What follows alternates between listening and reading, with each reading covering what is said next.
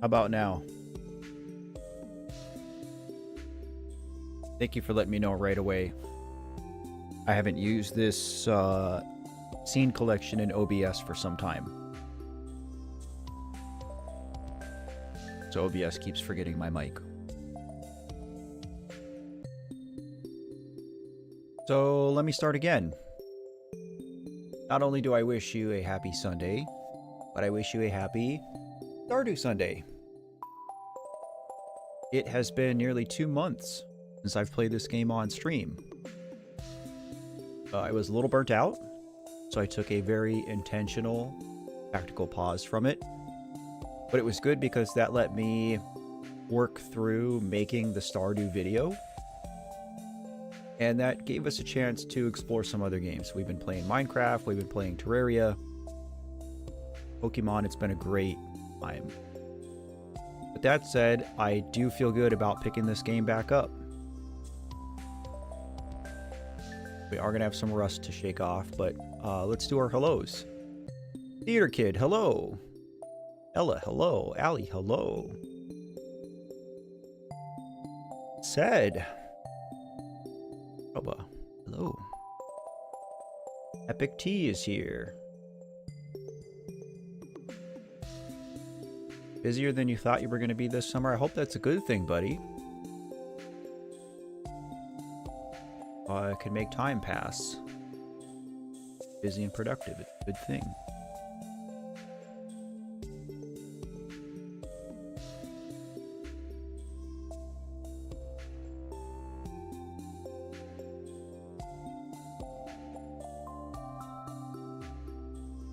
Josh is here. Hello.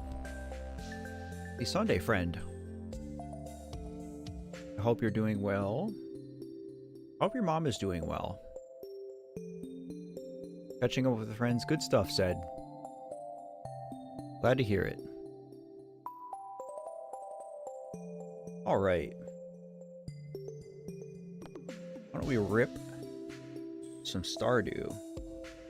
Yeah, but I mean... Don't get me wrong, said. Like, I miss seeing you here, having you here.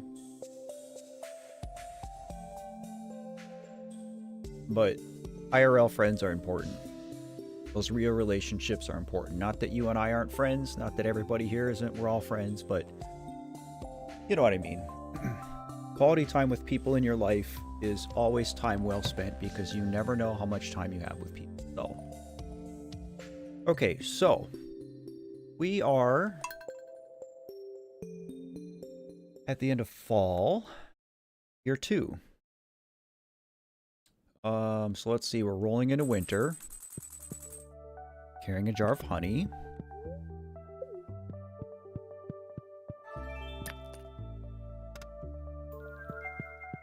Got a bunch of stuff going on. A lot of today's stream, or at least the first while here, is just going to be remembering stuff, honestly, guys. She's not well today. I'm sorry to hear that. I hope you are able to give your mom a big hug from me. Alright, looks like this is fish.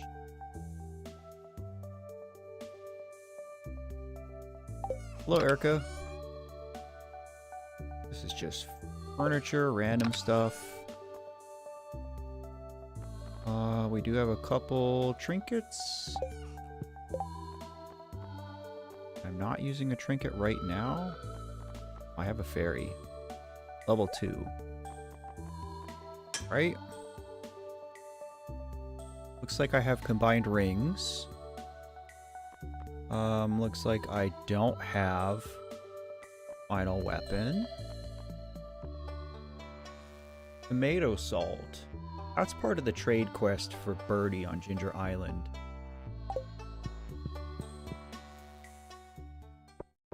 So it looks like we're probably doing Halloween tomorrow night. Looks like we're probably doing winter prep.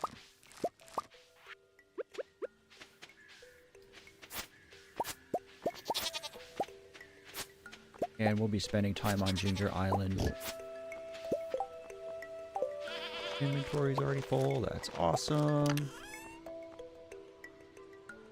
Do I need this many emeralds?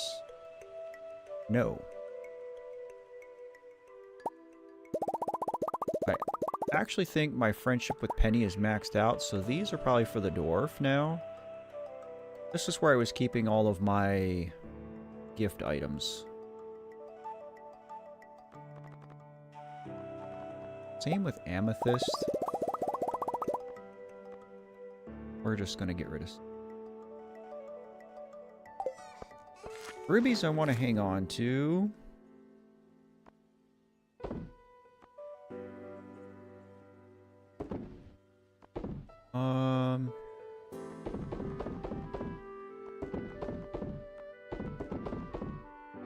Because we can get staircases from the desert trader. What do our lava eels want? Iridium bars. Ask and ye shall receive. Boy, we don't have much, do we?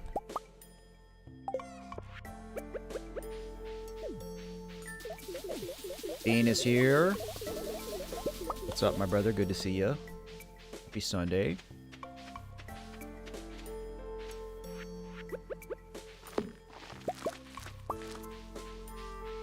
Josh is asking about romanceable NPCs in this game. Oh, look at all this ancient fruit. That's a great question, buddy. We are not in a relationship in this game. We kind of discussed it when I started this game. So many months ago now, which is crazy. This is the 20th episode of Stardew Sunday, if you guys can believe that. Absolutely crazy.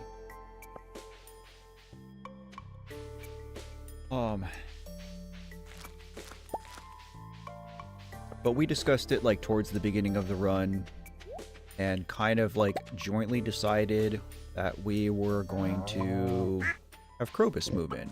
I've never actually done that. Penny is my favorite. Penny is my wife on my main farm. I did start another farm and played through actually a little bit beyond where I'm at now in this game to make the Stardew Valley video.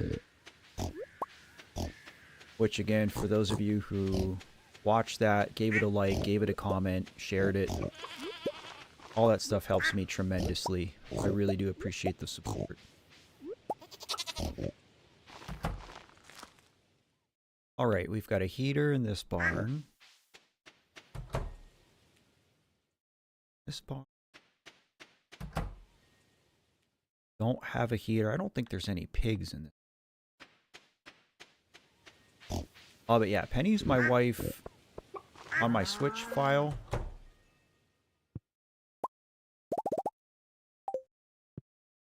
And when I played through it again to make the Stardew video, I actually married Emily.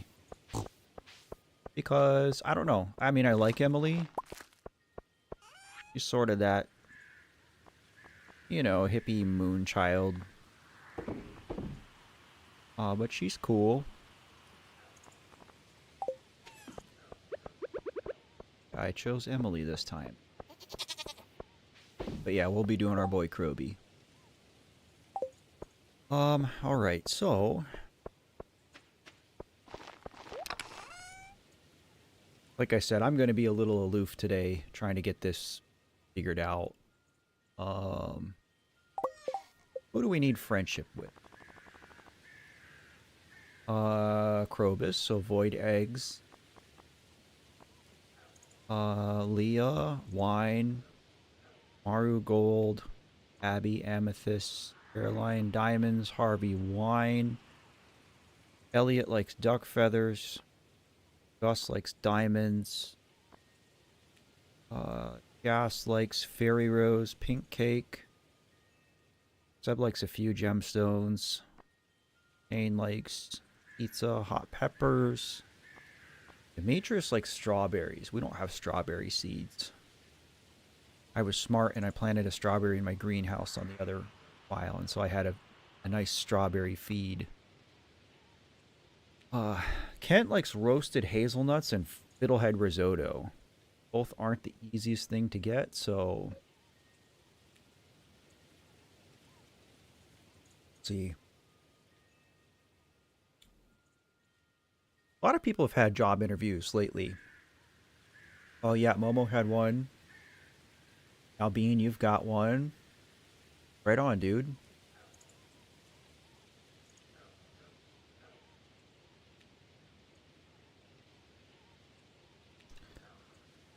Um, Alex is kind of hard to give loved gifts to as well. He likes complete breakfast, which you have to make a bunch of other dishes. And I think he also likes the salmon dinner. But you can just give him eggs. Eggs is a liked gift, so it's a little bit slower, but... And it looks like we've already given him 2 gifts, so... We will do some gift giving. I am going to start making some wine, and we do need to save duck feathers because Leo likes duck feathers as well.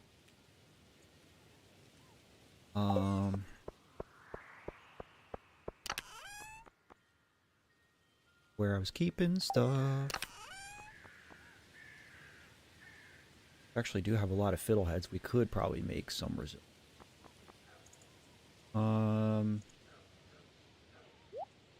Having all this honey is good because we can make more farm totems. I don't remember if I want to hang on to starfruit. We will hang on to some starfruit. I mistakenly said at the beginning that we can trade rubies for staircases. We trade jade for staircases. Rubies are spicy. My bad. Matt did a silly. Alright,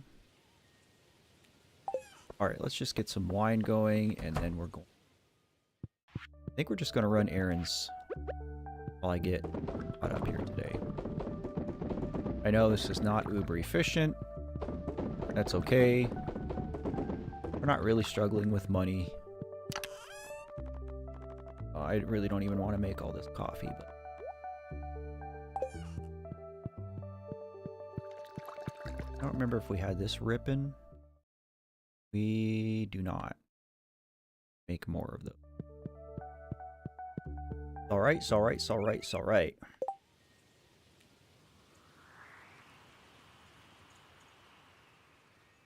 Okay. Meow.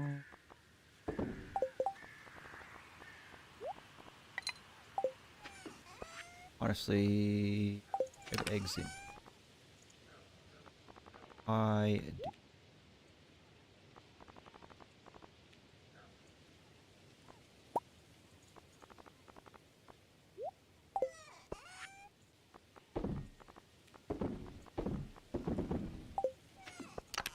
Alright, let's see how many people we can give gifts. Harvey, Leah, Gus, Caroline, Maru, Zebby, Dwarfy, Elliot. We got a void egg for Kroby. We need pepper to Shane. I was giving Kent. Oddly enough, Kent likes daffodils. Don't have enough. Look, I got some. I got one chilling in here. So maybe we can make. Do I not even have the recipe for? Oh yeah, I do. Oh, it's 3 hazelnut. Okay, cool. All right.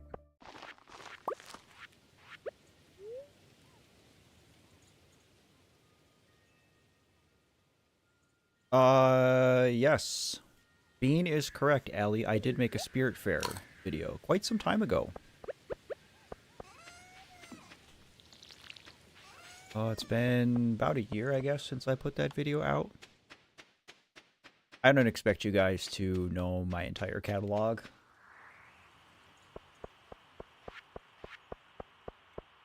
Jody, Haley. Oh, I had a sashimi, I think, for Pierre.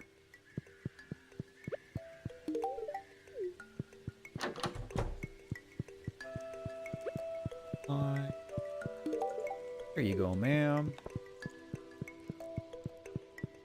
Yeah, there's not, like, any major spoilers if you watch my Spirit Fair video.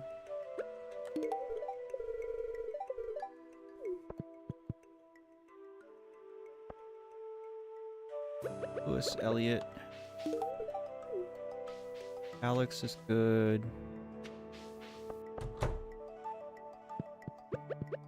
Man, Gus?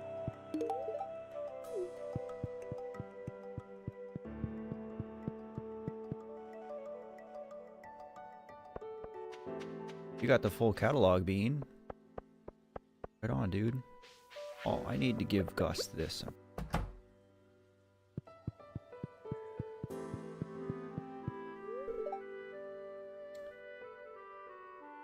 That sharp smell. That zesty taste. That gritty texture. It can only be gourmet tomato salt. I'll trade you for it.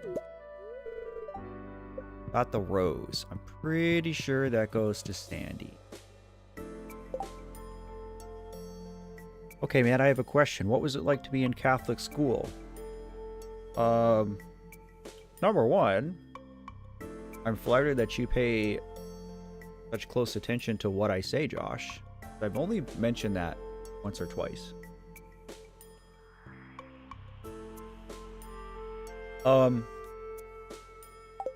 Catholic school was fine. You spend a lot of time going to church, learning about church, and but it wasn't like,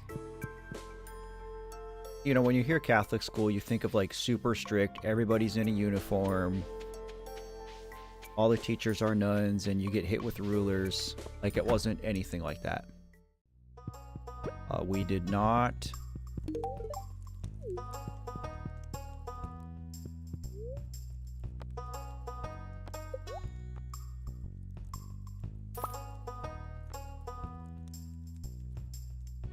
Oh, we're doing that.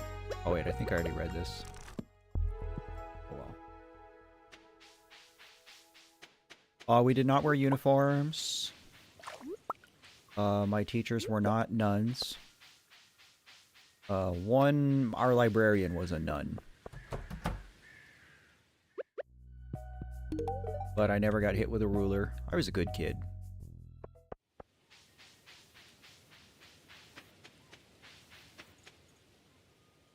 I mean, really the only, like, gripe I have about Catholic school was just, again, how much I had to go to church, because, like, sometimes I went to church 3 times a week.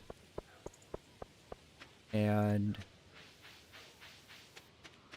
you know, Catholic Mass isn't, like, most exciting experience by design.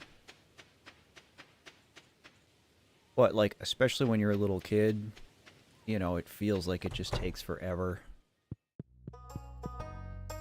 But, oh, we got a cutscene. Hey, Matt. Oh, yeah, they're playing the D&D game.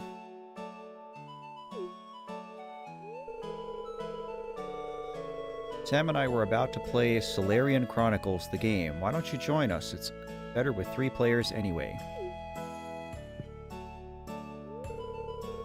Okay, here we go. Let me draw the scenario card.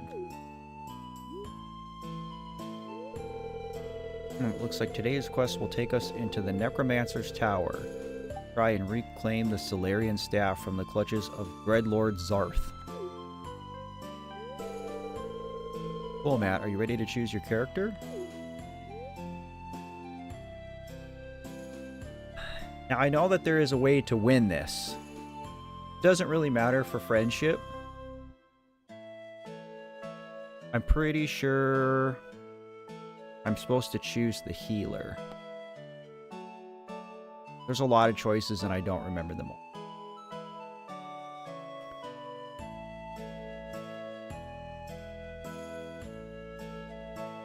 We'll do healer. Healer, huh? That's a very important role. I guess I'll pick the wizard then. Cool, warrior's my favorite anyway. Let's begin. This is actually a really neat cutscene that Concerned 8 made because it has all this custom pixel art. I really like it when the scenes are more than just the characters talking. When you get a little bit extra like this. I touched on that in my Stardew video, but all this added detail is just one of an infinite number of reasons I love this game. The king has entrusted you and your companions with recovering the Solarian Staff, a task which, if completed successfully, will ensure your place in the Hall of Legends as well as a sizable fortune of gold and silver. Asgore. Hello. I'm doing just fine today. Slow start, but I'm good. How are you?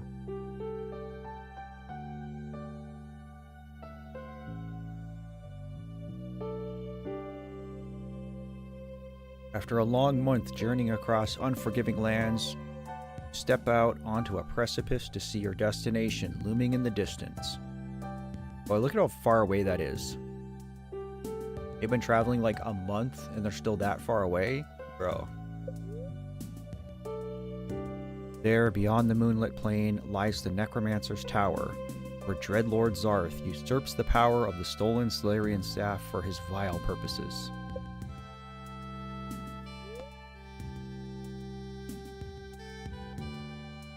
Alright, we can either go in the front or search for a back entrance. I wish I remembered this. Nika One Shot, hello. Good to see you, friend. Happy Sunday.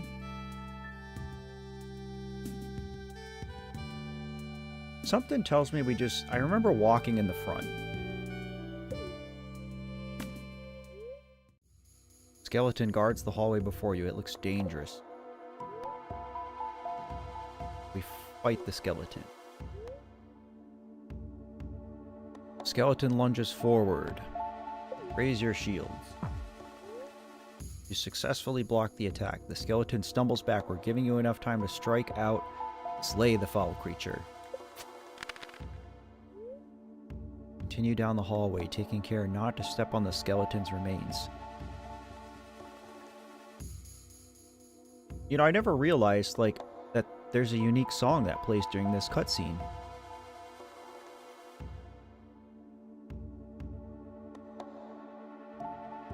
This is cool.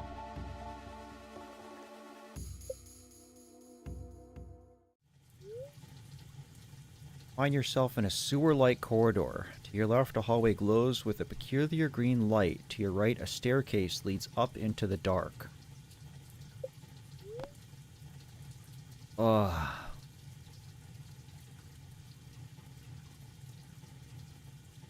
Don't remember what to do.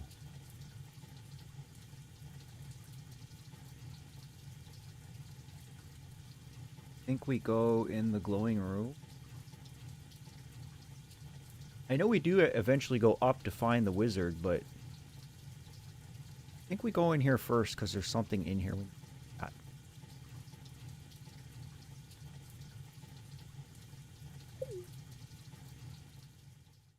Oh yeah. You are in a room. On your left is a ladder. On your right, three prisoners are floating in strange glowing capsules.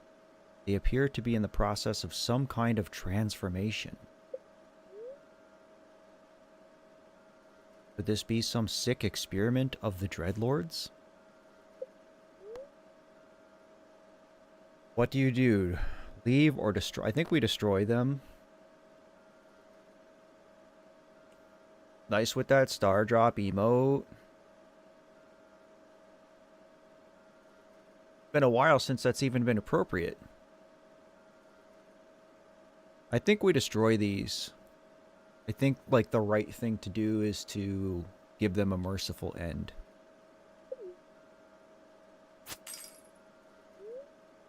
After putting these poor souls to rest, you and your companions climb the ladder. Ah, yes. You've come to a door at the end of a hallway. Where's Rufio? Rufio's been trying to get me to play D&D with him for weeks. And now, like, I'm kind of playing it in the game. Like, that's what this is supposed to be, right? Bro's not even here. Rufio, if you're listening, I love you. The time has come to face Dreadlord Zarth.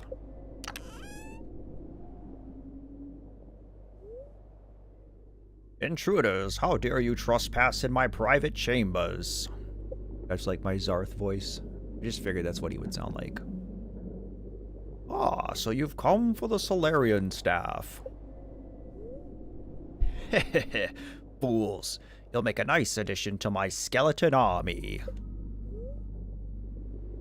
Dreadlord Zarth casts Shadow Beam. You are able to dodge the spell, but your companions are gravely injured. I'm pretty sure we're supposed to heal Seb. Pretty sure Seb is going to cast something that takes old Beardy Locks out here. You're going to go clean the attic. I hope it's not too hot there today, Allie. Attic work is not fun. Thanks, Josh. I did my best. We'll be around for a while, so maybe we'll see you later. But if not, enjoy the rest of your Sunday. Thanks, Matt. Sorry, Sam. Sebastian casts Pure Bolt. A beam of white light hits Zarth square in the face. The Dreadlord shrieks and crumbles into dust. You pick up the Solarian staff and hold it high. Order has been restored to the world.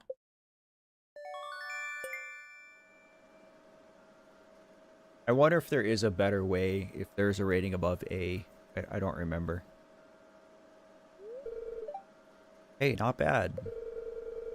It took me like 3 or 4 hours to beat my first scenario. Thanks for stopping by. I'll see you later. That was neat.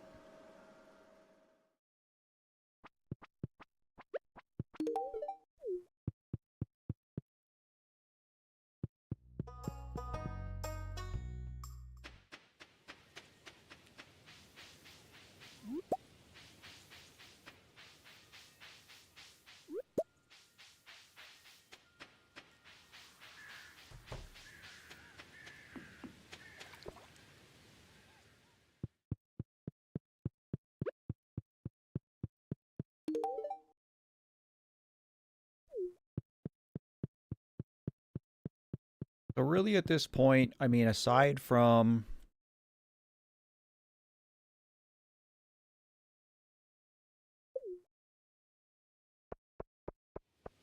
just trying to get friendship with Probus to get him to move.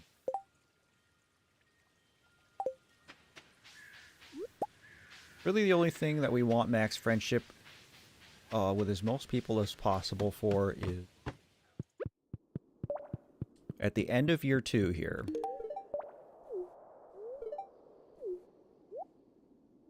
We're going to be evaluated by Grandpa. I do want this. The Wizard...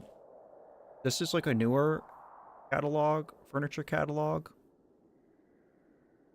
And there's a lot of really, really cool stuff in this. I really like all this stuff. I'll buy it. I do want to build one more silo for winter. But I think I hit everybody I wanted to give a gift to. So, fart around in our house for a little. Sounds good, Asgore. Enjoy your lunch.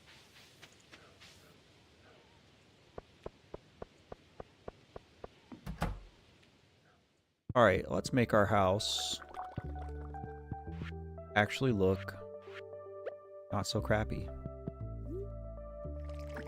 Let's go I'm 95% certain that we don't have any. Whoops.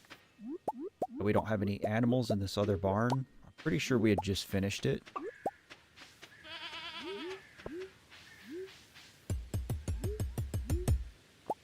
But I got a heater, so let's throw the heat. Really do need more auto grabbers. That works.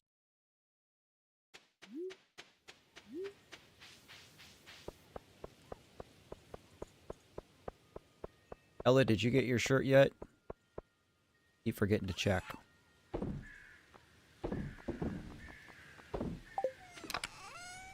It is weird with the merch store stuff because, again, like a third party does it. You guys buy something on my merch store, like, I'm not really involved in that process.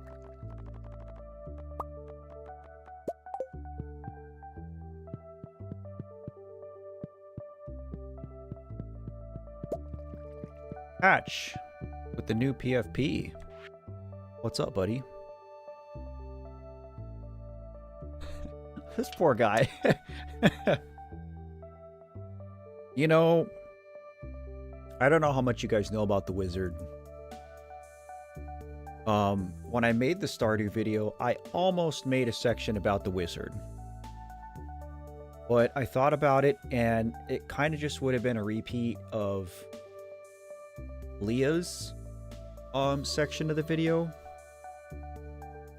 And I didn't want to just say like the same thing over and over in the video. Like, you could probably find an example of grief with every person in Stardew Valley. But again, I didn't want to be too repetitive with the message.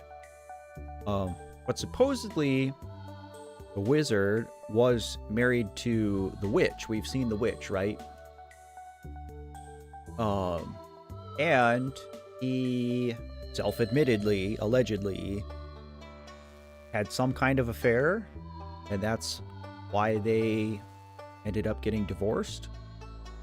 He doesn't outright say that. I think he says something to the effect of that he did something wrong and like broke her trust or something like that. So it's heavily implied that the wizard had an affair when he was married to the witch. And a lot of people theorize that the woman he had an affair with was Caroline, and that Abby is the wizard's illegitimate child. And I partially believe this a little bit, really like for two reasons. One is Abby and the wizard are the only two people who have purple hair. And number two, that I didn't learn this till recently, till I was making the Stardew video. But one of Abby's behaviors is she actually walks all the way through town, through the forest, and goes to the wizard's tower. She doesn't go in, but she'll like go stand by the wizard's tower, hang out there for a little while, and walk back and get back really late. So I don't know. There's a little bit of supporting evidence to that theory, but it's just a theory. I don't think Concerned Ape has ever like confirmed or denied it.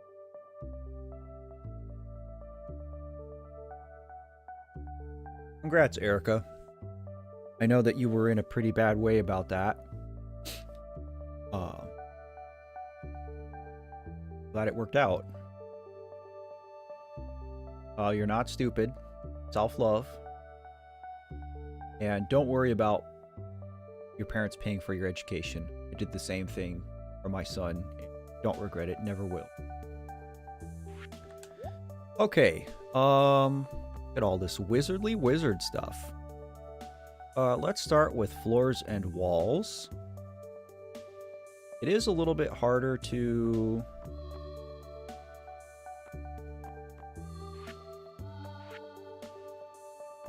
Ooh, I like that one.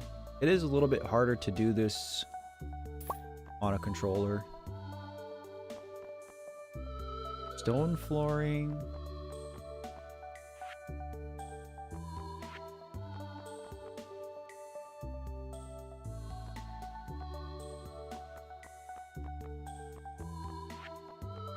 Not a tab for wallpaper.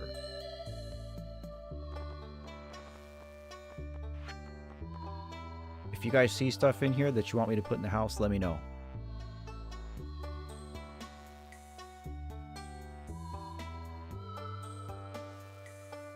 That's cute. Little mushroom. Flora's here. Hello. Welcome to Stardew Sunday, friend. I feel like it's been forever. I like that table. The little kind of yin-yang design. I think we're doing stone flooring in this place. Ooh, look at that bed. Love the wizard bed. I want this wallpaper. How many do I need? 1, 2, 3, 4, 5, 6, maybe 7.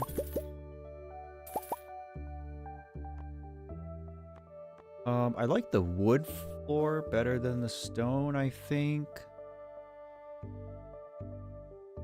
Yeah, Momo. I was just talking about you. Hello, hello. Yeah, Hatch, this is my house. But I bought the wizard furniture catalog.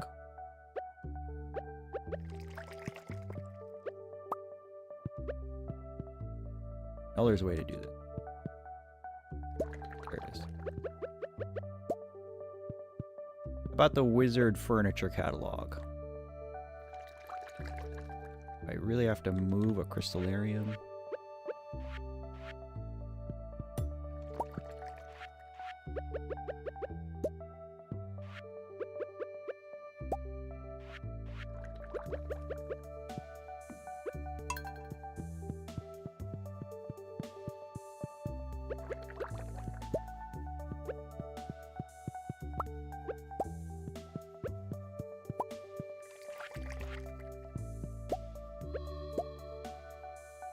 Looks like I already had it in here. Now we need lights.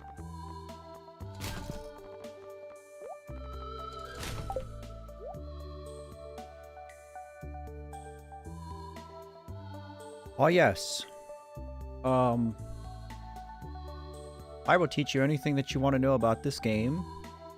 I absolutely adore this game. I love talking about it. Ooh, these shelves. Is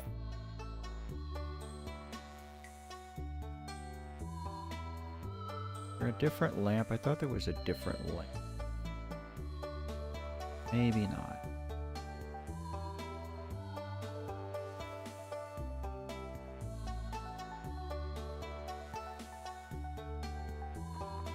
Guess that's the only...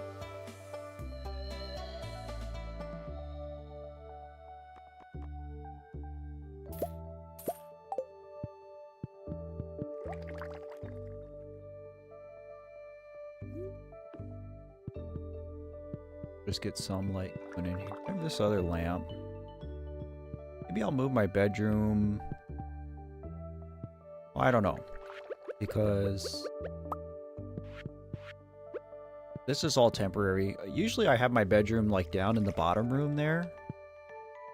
Then I keep all my chests and crafting stuff here.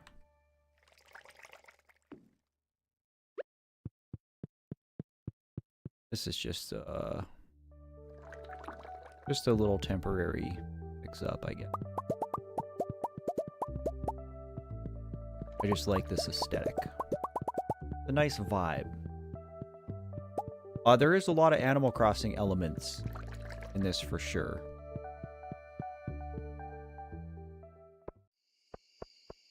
I love the Starry Moon rug. Gosh. I would have that in real life. In fact, in Animal Crossing, my whole upstairs bedroom. It's all like star theme stuff. Really like the star theme stuff in Animal Crossing. Oh yeah, can I put... That's dope. I like that. I like all those bottles. That's good enough.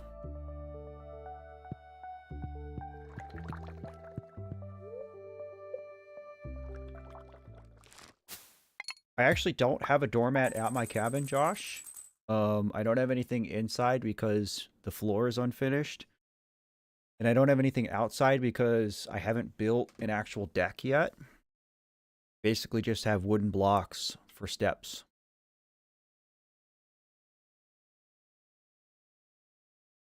Erica, I understand how you feel. I'm one of those people that's also like wildly uncomfortable to receive gifts or anything, but um different when it's your parents, you know, because like your parents love you and it is their job to take care of you.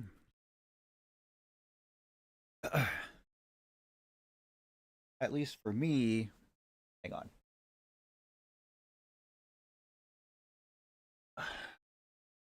Phone charger came unplugged. For me, I always liked buying my kids stuff. Um I guess maybe like gift giving is one of those ways in which I show affection, but I just have a lot of good memories of, you know, just like one of the last things I did with Allison was we went on a father-daughter, I mean, you could call it a date, I guess, but you know, I took her to the mall. It was just us. Took her to the mall and we went shopping at all her favorite stores and bought school clothes and went and ate at her favorite restaurant. And like we just had a lot of like it was good quality time. And you know, when I think about that day, I don't think about the money I spent on her. You know, I don't think about even the fact that she didn't even wear all the clothes that I bought. You know, she was gone before she even had a chance to wear it all. Some of it still has the tags on. All I think about is that quality time and how I enjoyed doing something for my child. And I'm sure your parents feel the same way, Erica.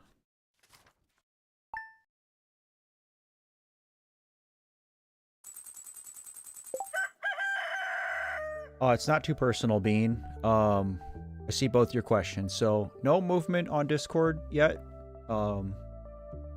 Again, I am getting more familiar with it. More comfortable with it. So, it's something, you know, I'll consider doing. But haven't made a decision to, like, move on it yet.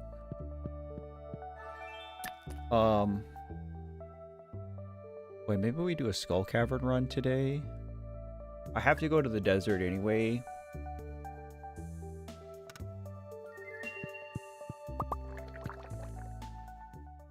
Hello, Leah.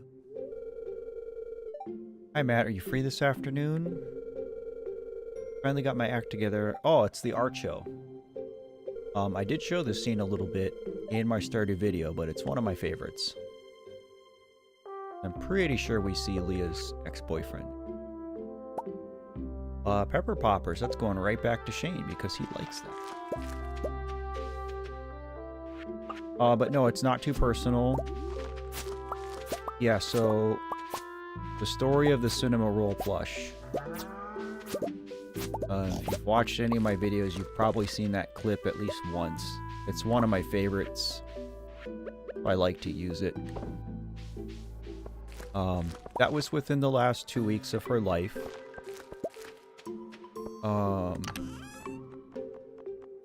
But yeah, we went to the arcade. And it's an arcade that we frequented in the mall.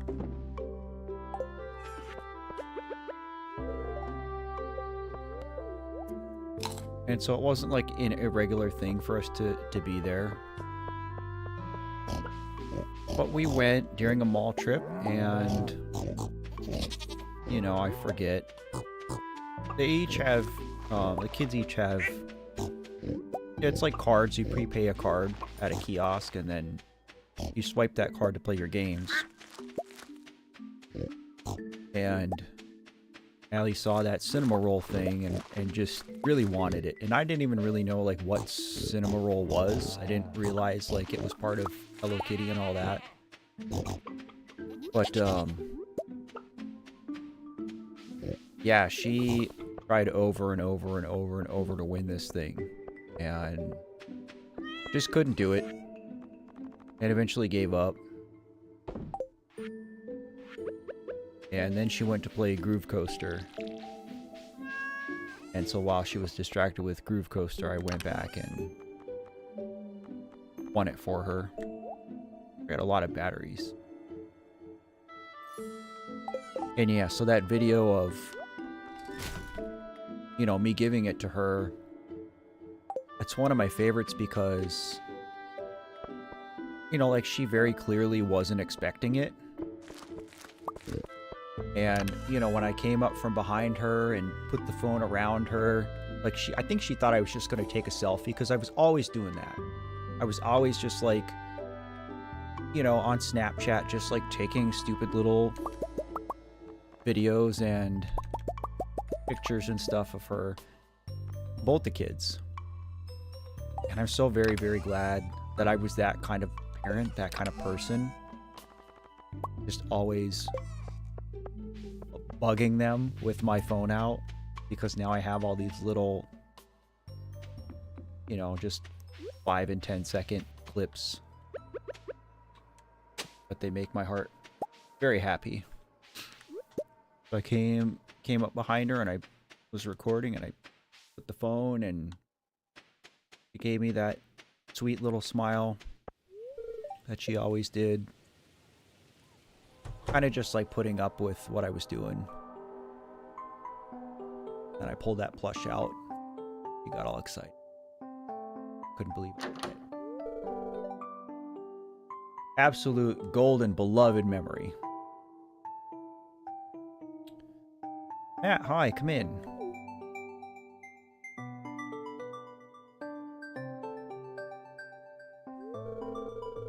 I've been working on a new project, something big.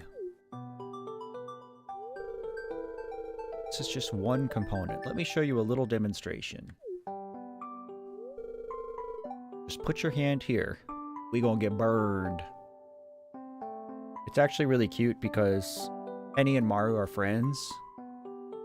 And sometimes Penny will talk about how she did this same thing and got burned.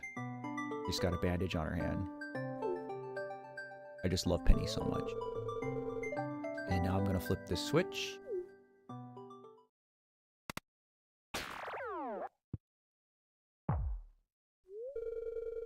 Oh my god, are you alright?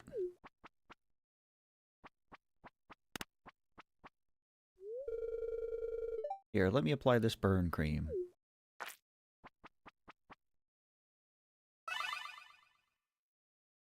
I also think it's hilarious that if you have a trinket, like your parrot, or your frog, or your fairy, that they're in all the cutscenes. Like if you watch my Stardew video, like half the scenes have a fairy just chilling there. It doesn't hurt. We're manly men.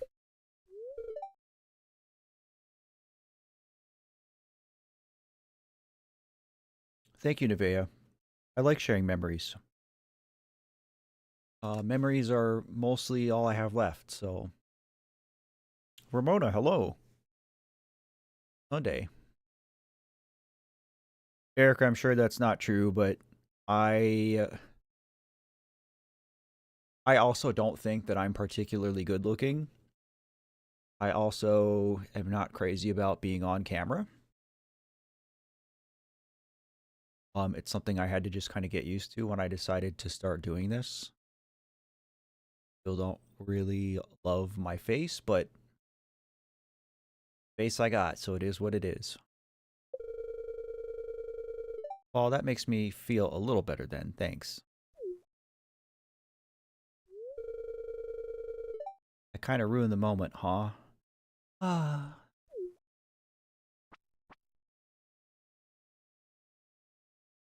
Feels bad.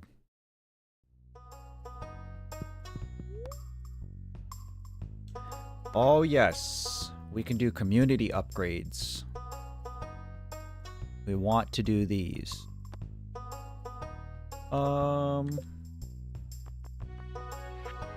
Yeah, this stage of the game is funny because... Oh, I need 100 stone. Because we have enough friendship with, like, all the bachelors and bachelorettes. That everybody's flirting with us at the same time.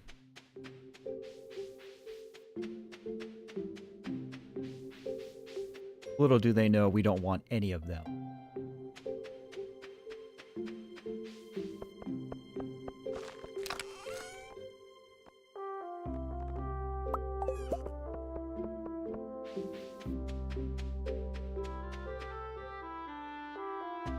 There's a lot of footsteps that have kind of a squishing sound. I don't know why.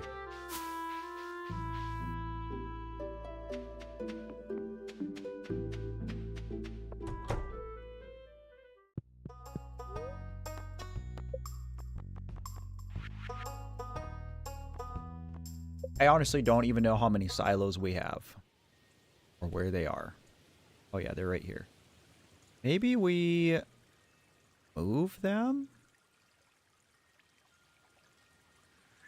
I kind of want the greenhouse closer.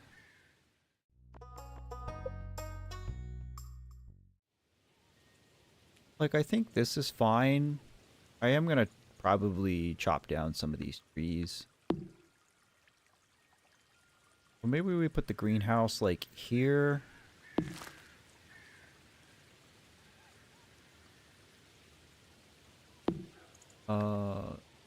We put the silos up here.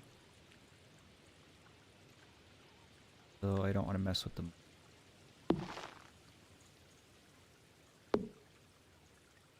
Just put them over here.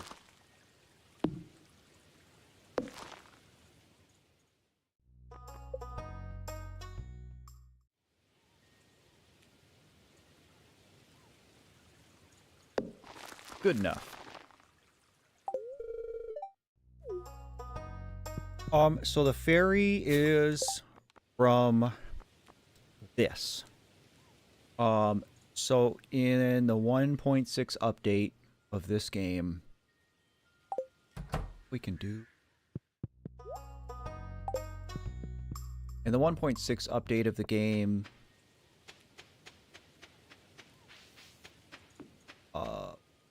they added mastery. So mastery... Down at the bottom here, I can't go down any further, but basically what mastery is if you get all 5 of your skills to level 10, mastery opens up. And so any action you do that would add points to any 5 of your skills goes into this mastery pool and fills up this green bar. So we're actually halfway through the 5th bar. You can do it 5 times and it gets larger progressively. And when you unlock combat mastery, you unlock this slot here for a trinket. And so there's like, I don't know, 8 different trinkets that you can have that provide some kind of like passive bonus. A lot of them are combat related. Some, like, one, there's a magic arrow that shoots enemies. There's an ice spell. There's a frog that'll follow you and eat enemies. There's a parrot that follows you and gives you money, I think it is. But to me, the best one, bar none, is the fairy. Because what the fairy does is it heals you. And while we don't really struggle with health too much, it's really nice to have the fairy, especially like in the Skull Cavern or the volcano, because essentially you never have to worry about HP ever again. You never have to worry about dying.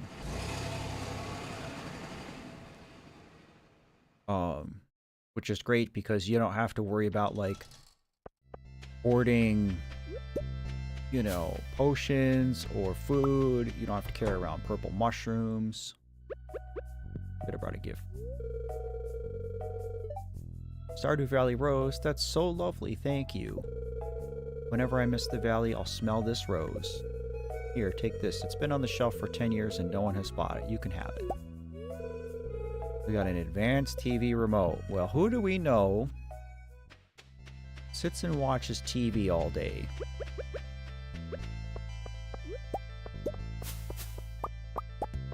Have this while we're here.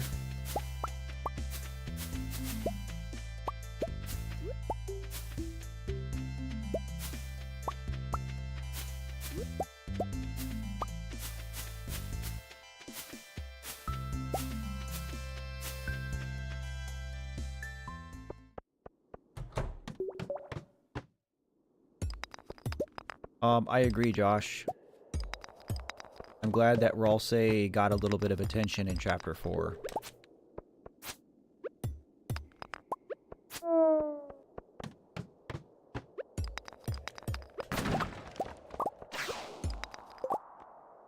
I don't...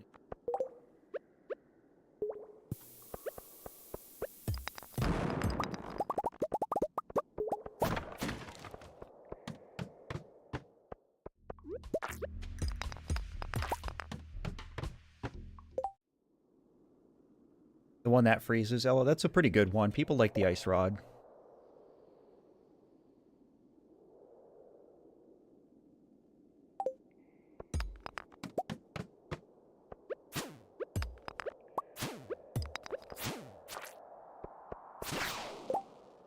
Do I have a slime ring? I do.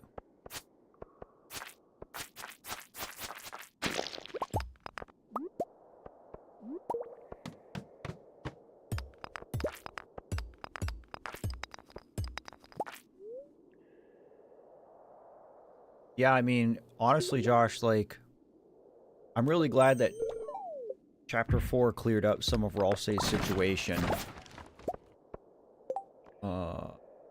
Like the dark boots. Because I was growing more and more suspicious of Ralsei. I thought that, you know, because like they kind of make it look like he knows more than he's leading on, which at first was a suspicious thing, but now they've more or less explained that by, you know, like he's trying to protect Chris and Susie.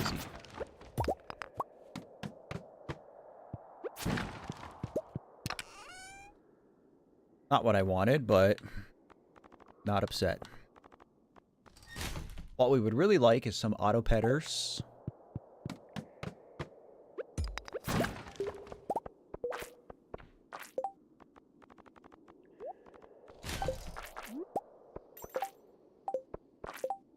I'm gonna hang on to those dark. Roofy, I was wondering if I would see you today.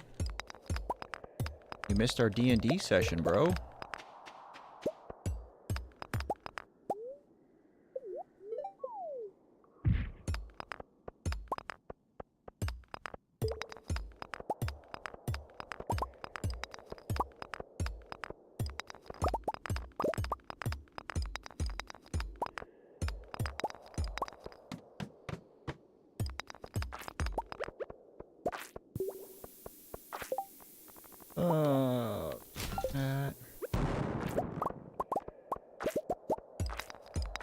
Oh, we have a dono goat. SW, again, gifting memberships. Dude, thank you so much. That's super generous. For the 20 bomb. Dude, that's crazy. If you're in the chat and you got a gift membership from SW, please give them a big old thank you.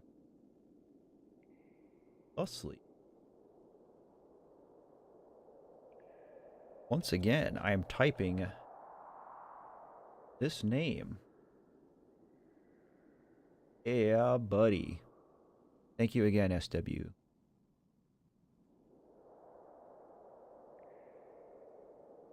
Perfect timing. Gabriel's here. Hello, friend. Good to see you. Lurk away. Happy Sunday. Laura, I took my milk pail and stuff because I'm bad at this game. I do not play optimally. I knew I was going to be a bit scattered, because I haven't played this in months now.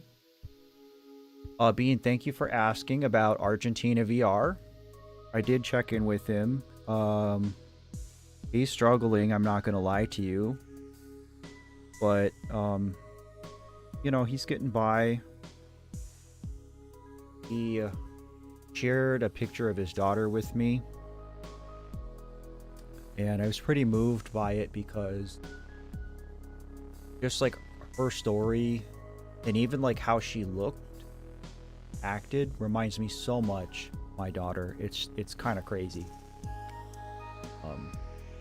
I don't know how he feels about it. I don't want to share that picture with you guys without his permission, of course. Like, I want to be respectful of him and his family.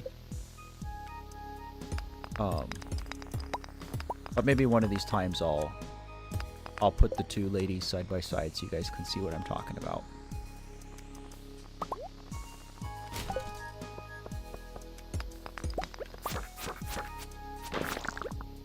I also have to remember that I don't have a weapon with Crusader. Because I do on my other file. What do I get rid of? Maybe I do just throw the boots. I actually think I have a pair of these. The only reason I want to keep dark boots is because I just like the way they look. I like them better than the purple. And you can use a sewing machine to make some things look like other things. I could make my final boots look like dark boots. Oh, we got cactus. Rick, what's up, my brother? Happy Sunday. I was wondering if you've ever seen or played this game, Rick. Oh, this is Stardew Valley. This is, along with Terraria, one of my all-time favorite games, and I've probably played this game about as much as I've played Terraria. I kind of feel like this might be your speed, or even the missus. It's kind of like Animal Crossing in a lot of ways, so... Thanks, SW, and thank you again for the dono. Dude, I appreciate you very much.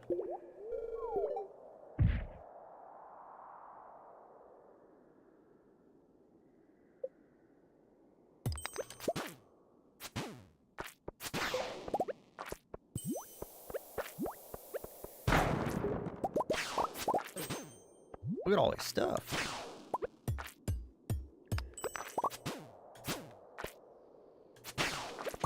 Well, if and when you ever get sick of Terraria, this is another good one to pick up. Oh, so many gems. I'm gonna eat these plums.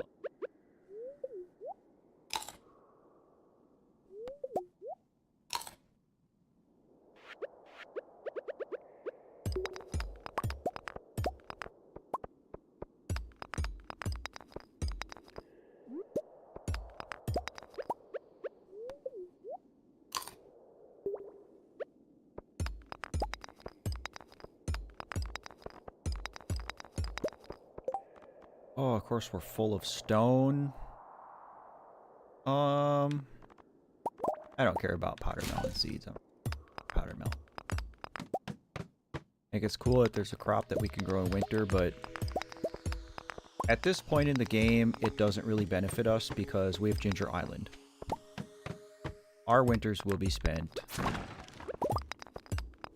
farming in the tropical paradise.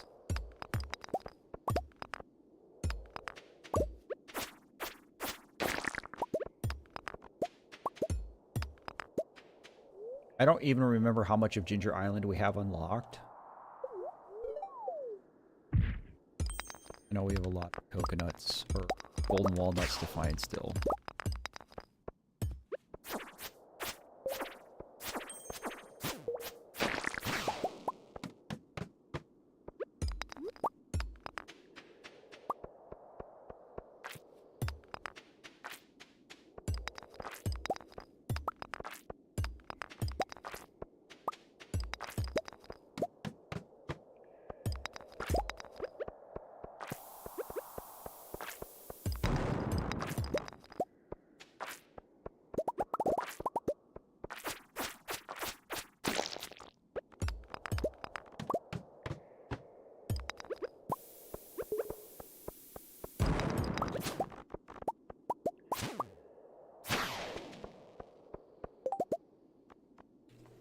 The game keeps making me choose.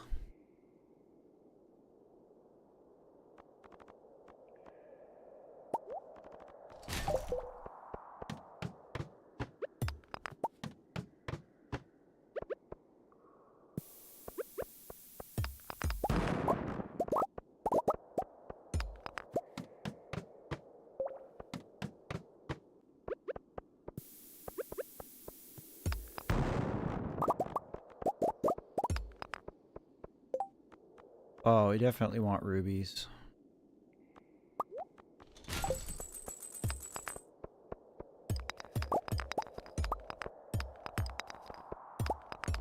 Take all this iron.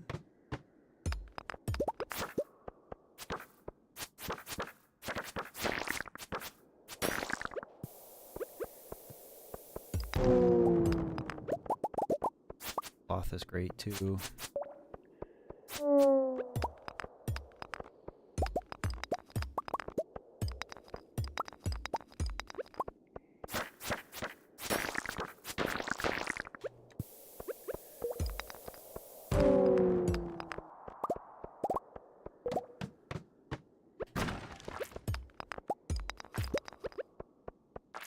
Diamante.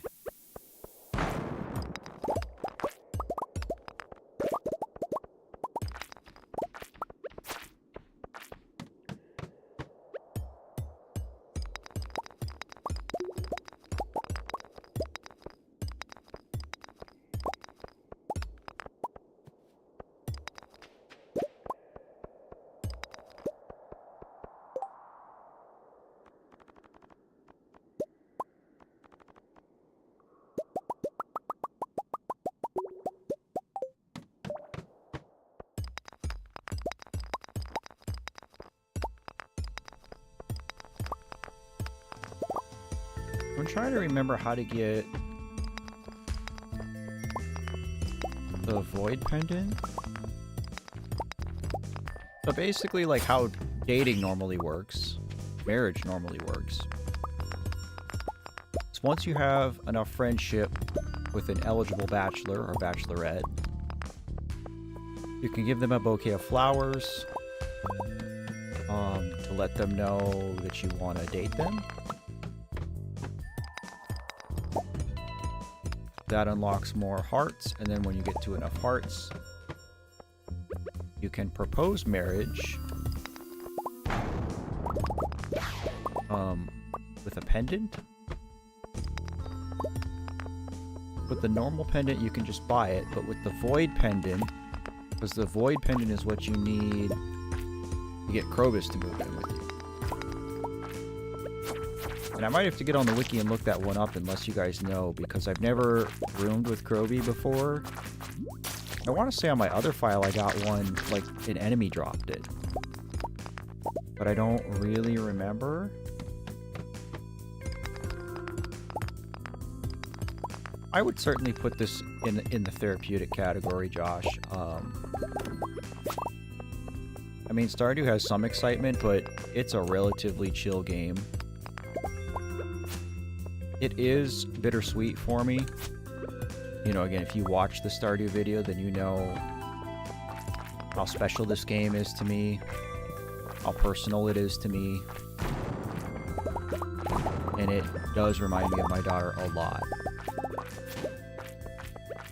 So that does kind of add a layer of difficulty, I guess, to playing it.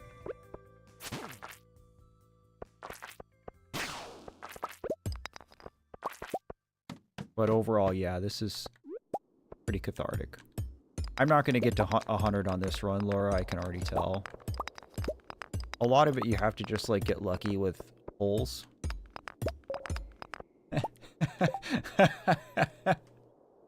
Okay, how funny is that? That I say you have to get lucky with holes. And literally 2 rocks in a row have holes. I think you're my good luck charm, Laura. Thank you. But no, I won't get to 100 on this run. Like I think we've already gotten to 100. I could be wrong. But I know I haven't, like, unlocked a Mr. Key quest yet, so I'm not sweating it. This is just go down, see how far down we can get. See if we get any auto petters. Pick up iridium and iron along the way.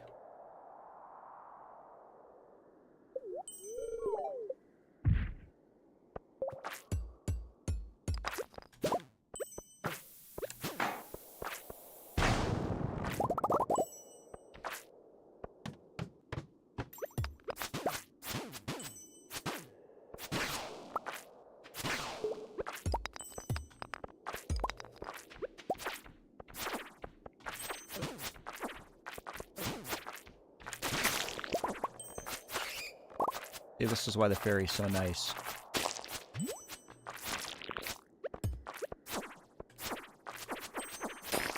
Because you can be a little bit careless in combat. And it's very forgiving.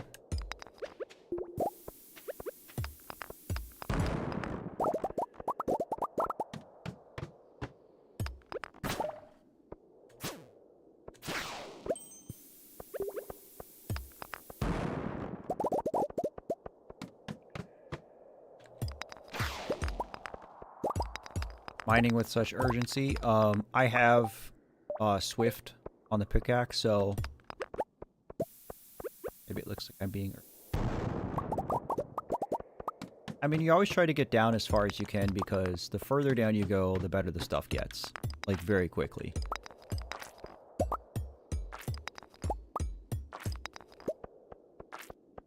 But no, I'm not, like, set on getting to 100 here. I mean, if it happens, cool, but... I'm not expecting it to. We're just about done. It's 11 p.m. Probably just shut this floor. Oh, a pea shard. Boy,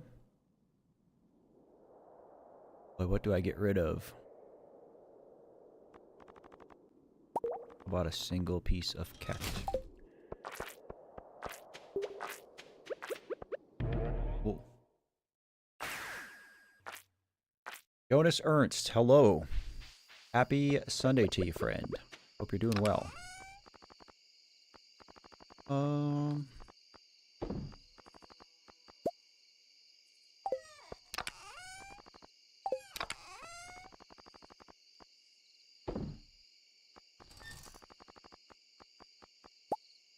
We should go upgrade our... Oh... Like, everything's upgraded except for that.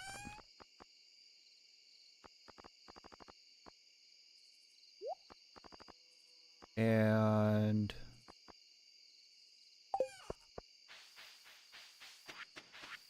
plant an apricot tree. In our greenhouse. Silly. Wunderbar. Hatch, are you asking what's happening in the game? Really, we're just big chillin', bro. So there's not, like, a professions system, if that's what you're asking, Josh. The game breaks down your character's development into 5 different skills. So the more that you do the activities in each skill, it levels up your skills. All of your skills can be used to make money. And you can certainly choose to focus on one skill more than the others. Eventually you do want to get them all to level 10, because then again that opens up the mastery there at the bottom. And leveling it up leveling up each skill nets you pretty good rewards as far as like the things that you find, the frequency, the quality of them. So it is very lucrative to develop your skills as quickly as possible. AG's here. Hello, friend. Bean's going to bingo. Have fun with that. Is bingo a big thing in the UK? I feel like in the States, that's just something old ladies do. Beer for Pam. Cool. Love you, kitty. See, hello. I said the same thing. I haven't played this game in about 2 months, at least not on stream. That's a huge driving factor in playing it today. And I'm so happy to be playing it today. This is our last day of fall. So after this, we won't be coming and picking truffles every day. We will buy some more pigs probably to fill up our last barn, because then they can spend the winter season growing. But I do gotta start getting over to Ginger Island. So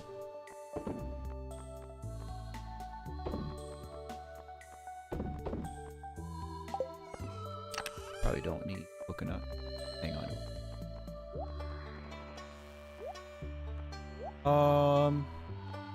So let's at the very least give Krobus a gift. We'll give Krobus a gift. We'll give George the remote. I guess maybe that's what we'll do. We'll upgrade the tool and then just work on more friendship stuff today, since we gotta run around town anyway.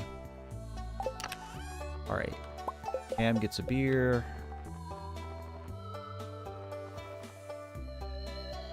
Abby, Caroline. Oh yeah, it's a new week. Like, didn't I give these people gifts? Abby, Caroline, Elliot, Harvey.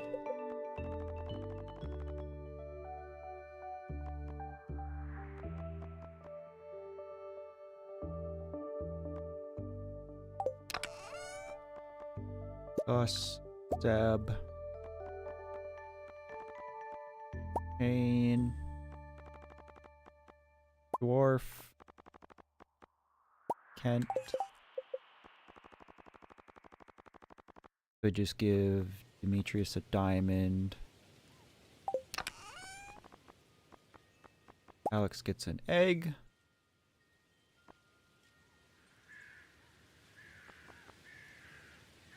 Give Demetrius a diamond.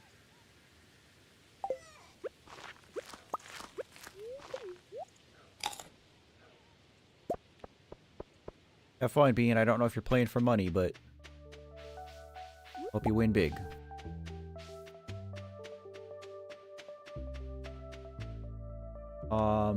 Isaf? I've never seen that name before. Isaf Vonkti? Hello.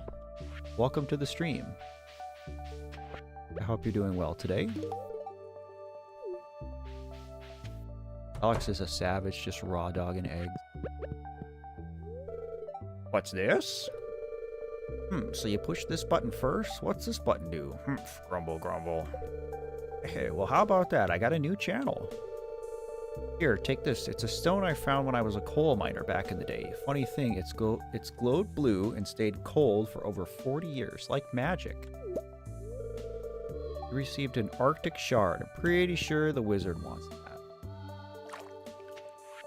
that. Pam's on her way to her bus driving job. Let's give her a beer.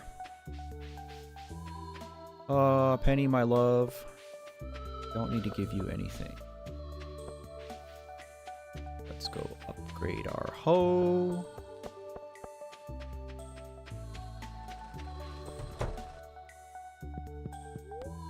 Hello, sir. Thank you. Thank you.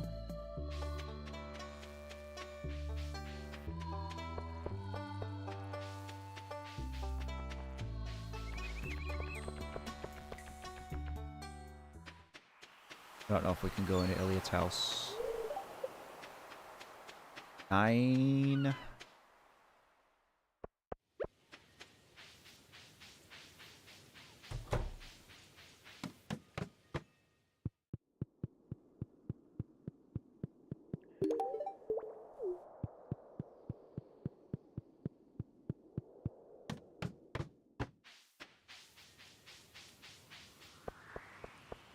I don't really like do this in a great order. I get so scattered when I have to just give people gifts. Oh, another cutscene. Yeah, Laura, I was just talking about that I had married Emily in this other playthrough that I did to make the Stardew Valley video. And yeah, I feel kind of bad for Clint. I don't know, he does it to himself to an extent. He's a little bit of an incel, so. Reboot. Long time no see, dude. Hello, hello. Sporting that red badge. Looking good. We are on the last day of fall in year 2.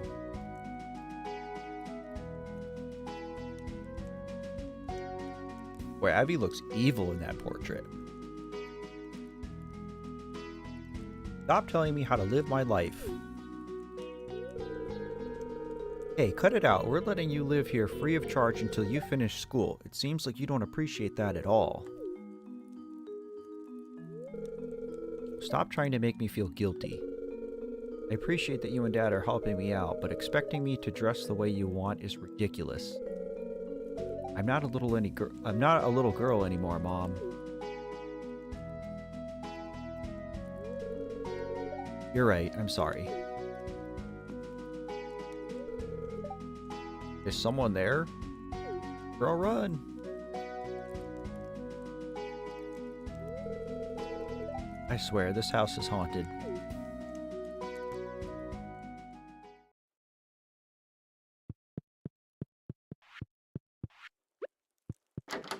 There's no pressure to keep a colored badge. Hatch. Just a nice little extra thing.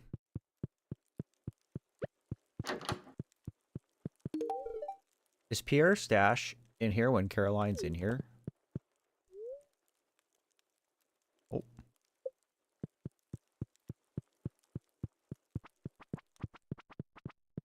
Pierre keeps a stash behind the book. Elliot, Seb, Harvey.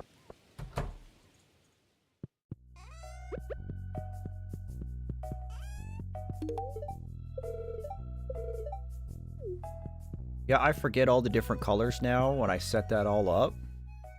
I think it goes blue, green, red. I think gold or purple. And then I think the last one is a rainbow one. See if anybody ever gets to have a rainbow.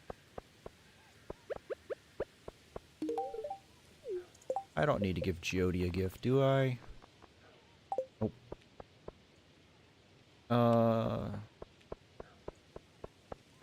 Seb, Shane, Dwarf.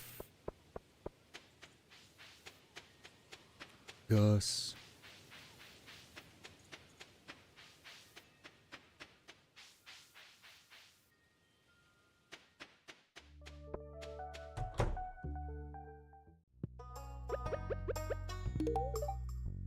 Why not? Closer.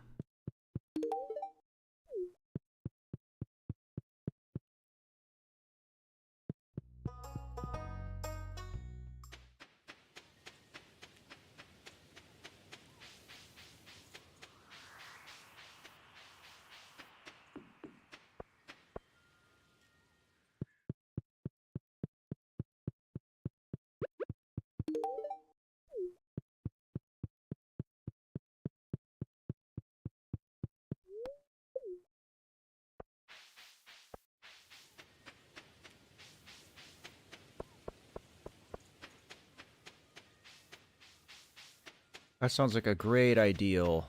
Yeah, Momo. This is an excellent co-op game. Excellent quality time game.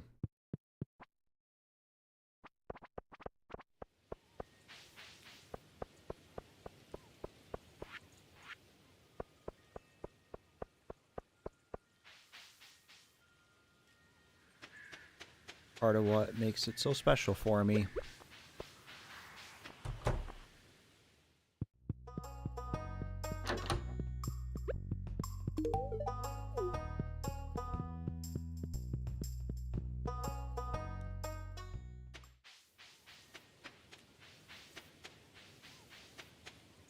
I guess we'll go to the Wizard's Tower.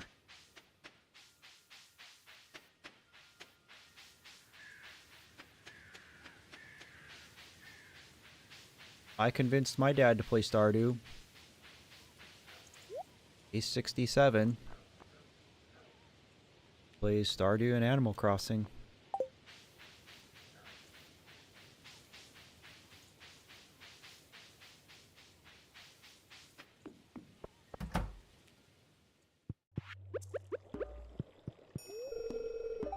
Ah, an Arctic Shard.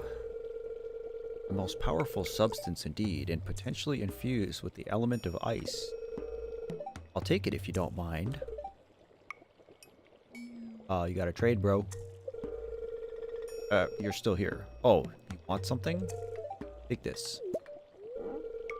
You received a wriggling worm. Well, that works out because give the worm to Willy. And hopefully the feather to Elliot. Bagumpo bro, hello, hello.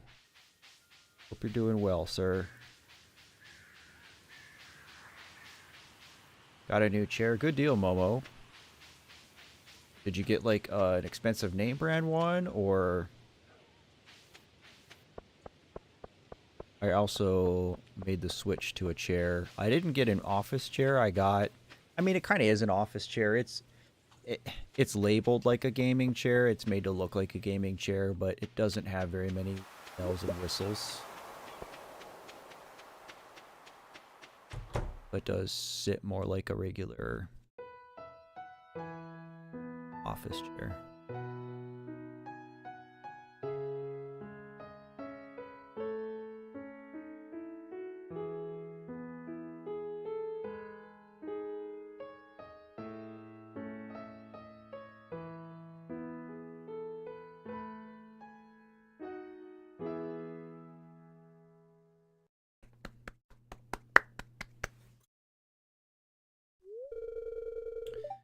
Ah, I thought someone was there. That was wonderful. Thank you. I'm not very good, but it's fun to play. Okay, buddy.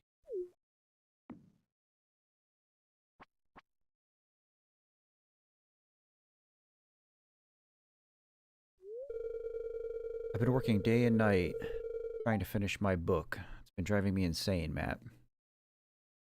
I do like Elliot's character development. For those of you who don't know, he's a self-publishing author. He's been working on this book. That's why he moved to Stardew and lives in a little beach cottage, is just for inspiration and, to a degree, solitude, so that he can be productive. But it's interesting because if you know anything about the creation of this game and its creator, Eric Baroni, a lot of his story, there are parallels to Elliot. You know, he is a musician. He knows how to play. He went to school for computer programming, computer science, I think. And then, you know, started making Stardew. But it was basically, I mean, there's a long story to it. So I'm going to give you the Cliff Notes version. But Concerned Ape spent 4.5 years basically by himself, locked in his room, working on this game for 12 hours a day for 4.5 years, which is just an insane amount of dedication. 99.9% of people would have quit along the way, but he didn't, and now we have this wonderful game because of it. But I just bring a little bit of light to that to let you know that there's a parallel between the game's creator story and Elliot's. It's kind of the same thing where they, are these super creative, prolific people who have to go through this long, solitary struggle to create what they want to create and meet the goal that they want to meet. And I have a tremendous amount of respect for people who have that kind of.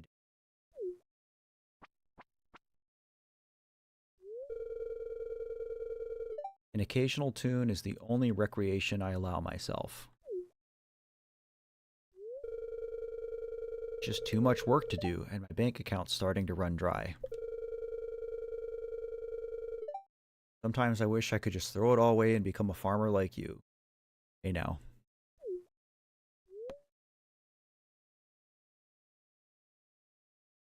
Come live on the farm, I could use the extra help. No.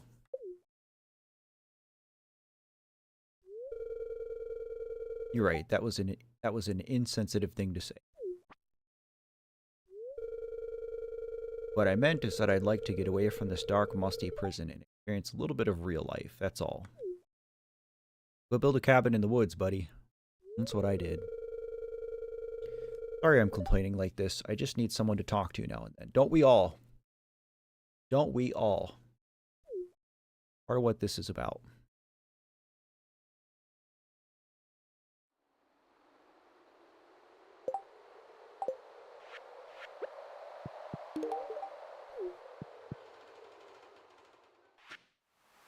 Well, I'm just like so happy that Concerned Ape got the happy ending that he deserves. And that goes for his girlfriend too. I think her name is Amber. I could be mistaken. Ah, that's the perfect bait for a catfish I've been trying to catch. Here, let me trade you this for it. I'm not sure what it is, but it washed up on the beach not too long ago. It tells me you could use it, lad.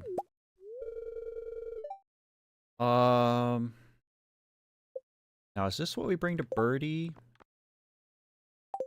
I guess we got to go to Ginger Island because I don't even remember what is going on there. No, and that's the thing is, think about it. I know he's had to pay a bunch of people, and he's got at least one person on staff named Cole Medeiros, who... Cole's another really cool person. If you guys don't know anything about Cole Medeiros, he's kind of in the same boat as Eric Baroni in that he, like, got programming and game design background and stuff. He's worked on things. But what makes Cole interesting is that he makes a lot of board games, including the Stardew Valley board game. He's the one who made it. And, when I was working on the Stardew video, I reached out to Concerned Ape. I emailed him. And I was just like... first I, thanked him for the game and everything it means to me. And I gave him some heartfelt words. But, I went on to say, I'm a small YouTuber. I'm making content about Stardew Valley. I was wondering if you would be willing or able or interested in, doing something with me, an interview or some kind of collaboration, right? And I actually got an email back, but I got an email back from Cole, not from Eric. Because Cole is basically serves as his business manager, I guess. And he thanked me for the kind words and basically just said, that Eric's too busy working on Talkateer right now. Which I understand completely. I didn't expect him to do anything. It's just... And I just appreciate that, he would even take the time to respond. So that was pretty cool. But yeah, at least at this point, Eric Baroni is set. He doesn't have to worry about money anymore. All the hard work paid off. And now he is free to create without pressure. He can take as much time as he wants. He can hire people to help if he wants. He doesn't have to worry about, working at a pretzel shop or as an usher or relying on his partner, that kind of thing. So I'm just like, it's just so good to see that he got his happy ending because he deserves it so much. Koi, good to see you, brother. Thanks for checking in. Hope you're doing well. Happy Sunday.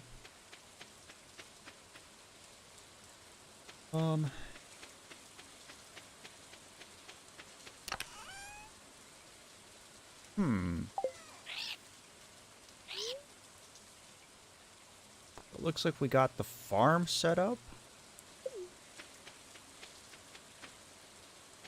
I should start getting this ripping with all that ancient fruit.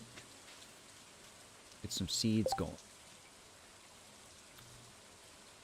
I think because it's raining, Birdie isn't out here for me to give this necklace to. Wonder if I can put it in the chest.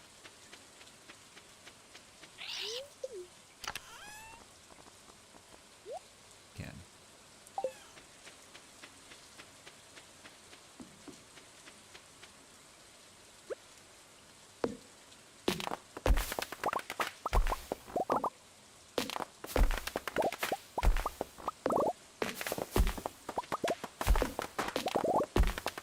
I do not remember what golden walnuts I've gotten.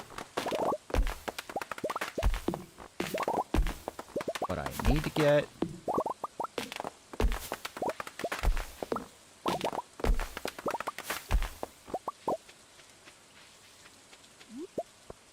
This little dude, looks like we did. Get this one. Yes. One. Oh, I don't have my hoe. Oh well. Heading to a game store. Gonna get myself a Dreamcast as a birthday gift. Oh yeah. Happy, I guess, because it was your birthday?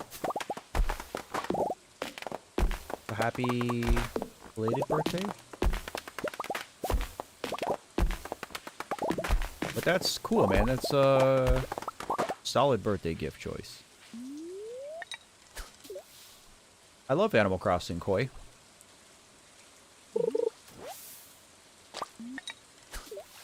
I've played a lot of Animal Crossing. We were kind of just talking about Animal Crossing, actually.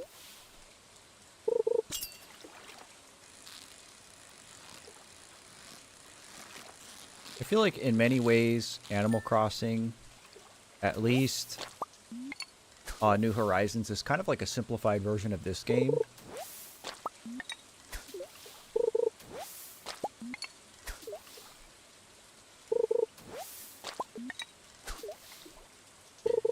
I know there's like a certain number of walnuts you get from fishing.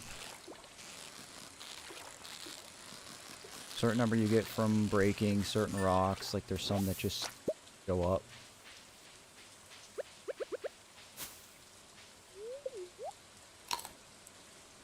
Everybody praises New Leaf, and that's literally the one Animal Crossing game I haven't played.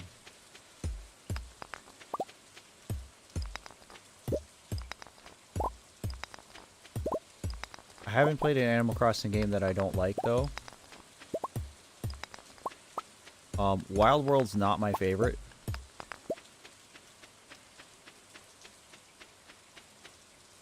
Can't... Oh.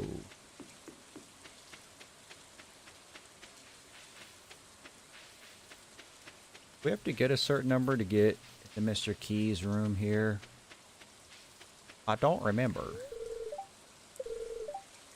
Oh yeah, we gotta get 100. We're halfway. I think these dudes can maybe drop.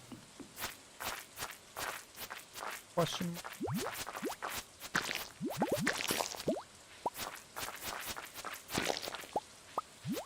We may have them all from them.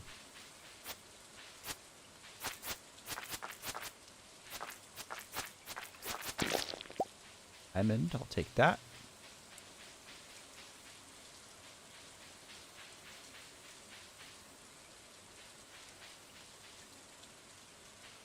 Why do you say that, Nico? Because New Horizons was so good and you don't think they can top it, or it wasn't good?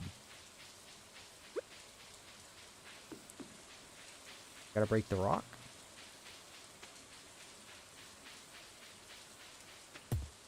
Is that the rock you meant, Laura?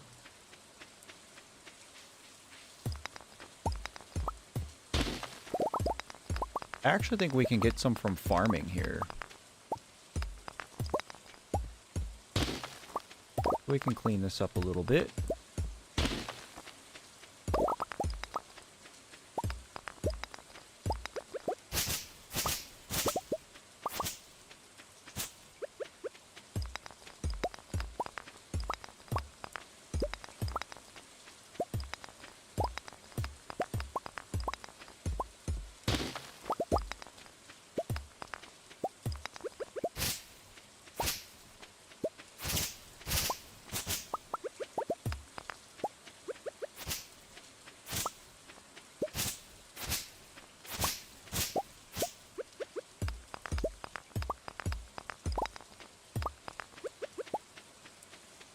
Alright, Josh, take it easy. Let's see if it's worth it all.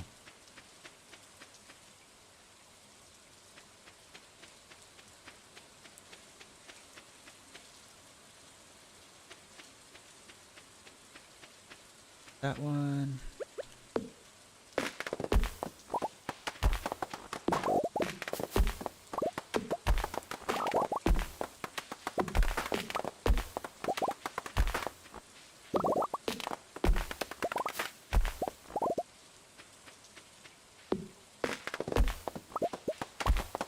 There's a lot of New Horizons that is a bit of a slog. Certain. It's with every Animal Crossing game, though. I mean, just all the fish bugs. I still don't have all the paintings on mine. And I've been playing since whatever, COVID.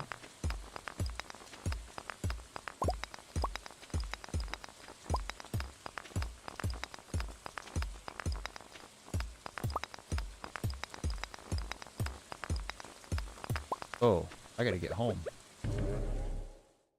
I didn't realize.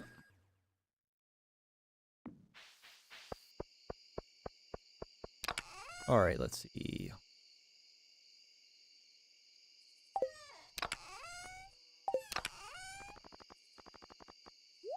Stack of wood, hardwood, seed.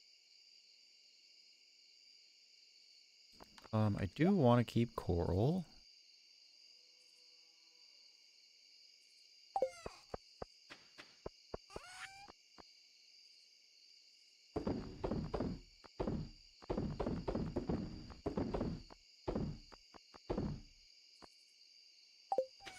Hazelnut.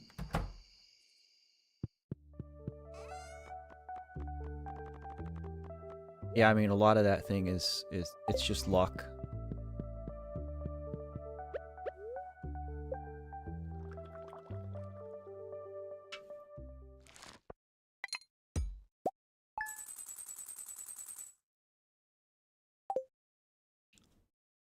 There's a lot that I don't like. There's not a lot that I don't like about New Horizons. For the most part, it is what I fancy.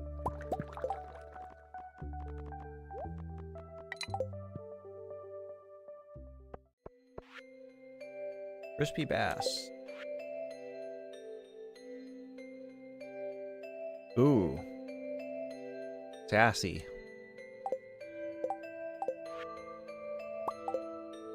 George gave us a pile of rocks.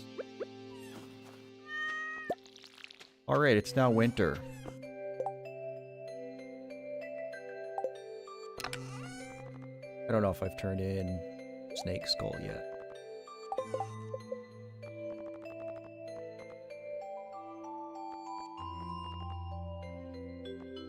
Gonna be the same. Pam, Caroline, Elliot, Harvey. Caroline, It. Harvey. And Gus.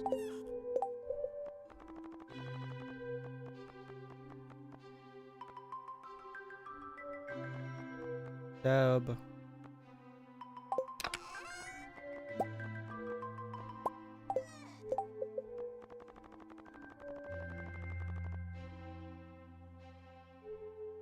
You think so, Koi? I think it's up there. I won't argue. Dwarf. Alex. Really good enough.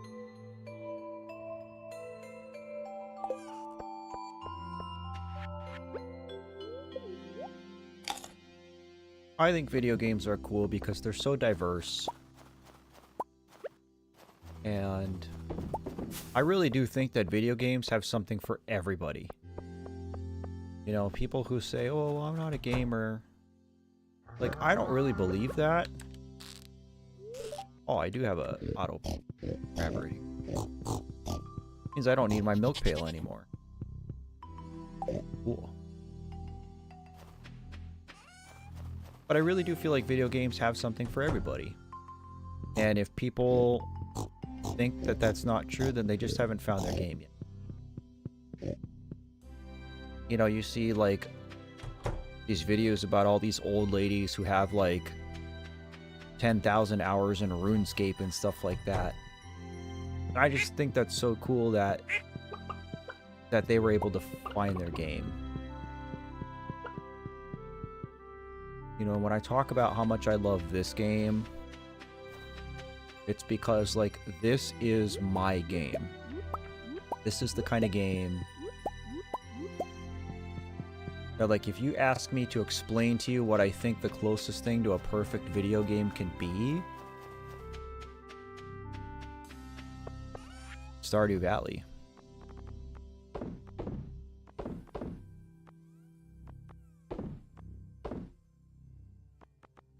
Probably don't need Rabbit's Foot, do I?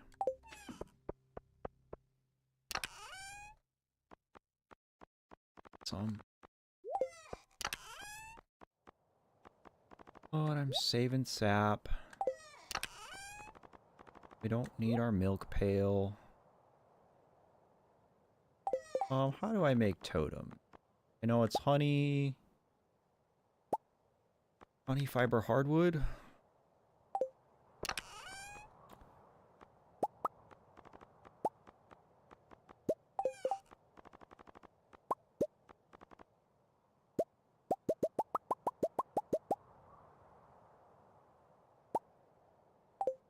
Ran out of fiber of all things.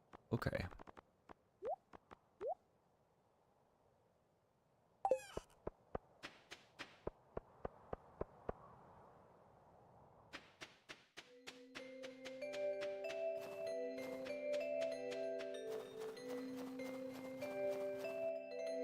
No, I mean, the reason, like, there's a lot of reasons I'll defend gaming as a hobby, right? Oh, Gus. Again, one, because I think it's art. Like, a video game is objectively a piece of art. In a lot of ways, it's therapeutic. In a lot of ways, it connects people. Video games help improve memory, hand-eye coordination. You know, a lot of, like, actual skills come from gaming. I'm not saying, like, gaming is a healthy habit, but I'm saying it does have some inherent goodness.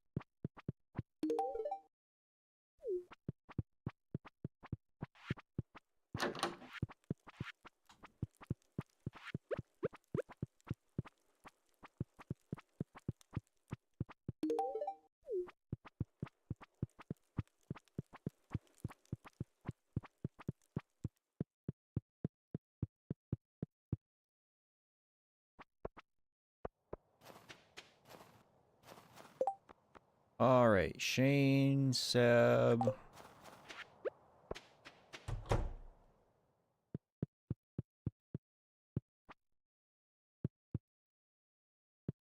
Alex. him on a Monday and he's not standing outside like a dude. Beach.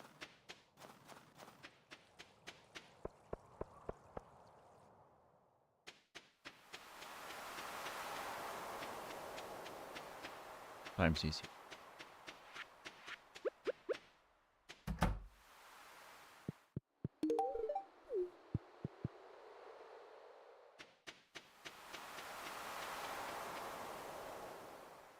Another thing about video games, you know, that the naysayers have say about gaming that bothers me is the expense. Now, don't get me wrong. I'm not saying like there's not some validity to saying that gaming can be an expensive hobby. I feel like it's one of those things that can be very expensive if you let it. You know, if you want to do some of the, like, build a PC. Granted, like, I built mine for my job, for YouTube. But, like, you know, to have a nice PC that I can use for gaming and not have any issues with is really nice.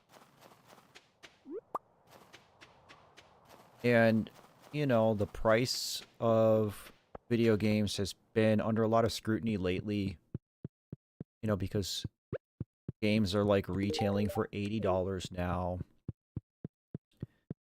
A lot of thing is like stream and subscription service based. So there's expenses. I get all that. Can't remember. But the thing that people like always seem to neglect when they start talking about the expense of gaming is the time. Right? I wonder if Alex is at Haley's house. So, like, you know, let's just take Stardew Valley for me, right? Let's take one game. And on my Switch, I think I have about 400 hours put into Stardew Valley. Plus whatever I played. I think I've put in another 120 hours playing it on my PC here. But let's just, again, let's just look at my Switch. And let's only look at that game. You know, I have probably 30 games in my Switch catalog. And a lot of other games that I've played a lot, like Breath of the Wild and stuff like that. Hundreds of hours. But we're going to take all that aside. So, you know, what did my Switch cost me? $100? What did Stardew Valley cost me? $15? So even just looking at the hours I put into the game on the Switch, or the hours of entertainment that I've gotten out of it, that's $315 approximately for 400 hours of entertainment. So we're talking about, you know, less than $1 an hour. And that price just gets better the more time that you get out of your systems in your games. And so this argument that gaming is an expensive hobby, I don't really buy that. Because there are very few hobbies that you can actually do for $1 an hour or less. If you really think about it. You know, I mean, if you like doing art, you got to pay for art supplies. If you like going for walks, you know, you're buying hiking shoes, and maybe like you're driving to somewhere where you like to go hiking. Like, pretty much everything has an expense, right? And I guess that's kind of my point. It's like, yeah, there's upfront costs with gaming, no doubt. I'll never argue that.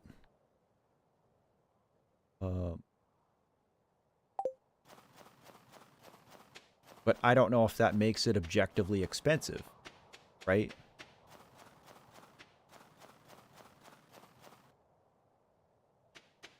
I wonder if this video is going to get a copyright claim on it. That always happens with the winter because I've told you about this. YouTube has this rampant issue of people going and making content that features music from video games, and they somehow end up owning the copyright to that sound.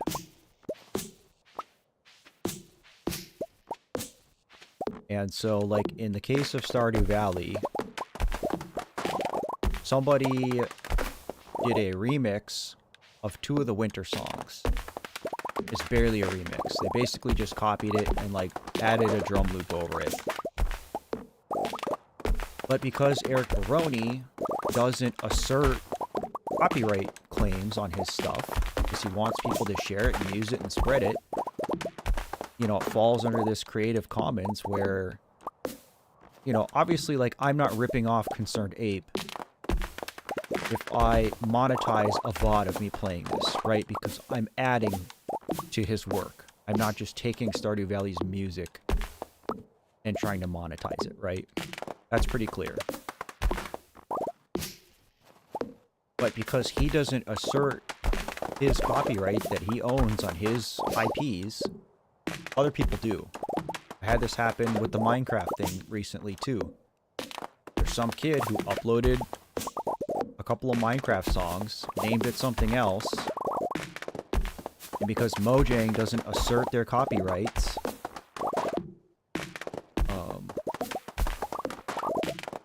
my video got demonetized because this other kid somehow, I don't know, had it monetized first. And I don't wholly fault YouTube for this. I understand, like, there's like millions of videos on YouTube, and they are a finite group of people. I know a lot of this stuff is done, you know, with algorithms and computing. You know, when I upload something and YouTube is checking it for copyright infringement, I understand, like, that's not a person looking at my video and listening to it and going through it, right? It's just a computer that does it all. It's just AI or whatever. But it's so frustrating that because of that, every time I run into this issue where I'm trying to monetize my original work that uses something else that should be Creative Commons, I have to, like, go through this battle and file a, you know, a claim against the strike and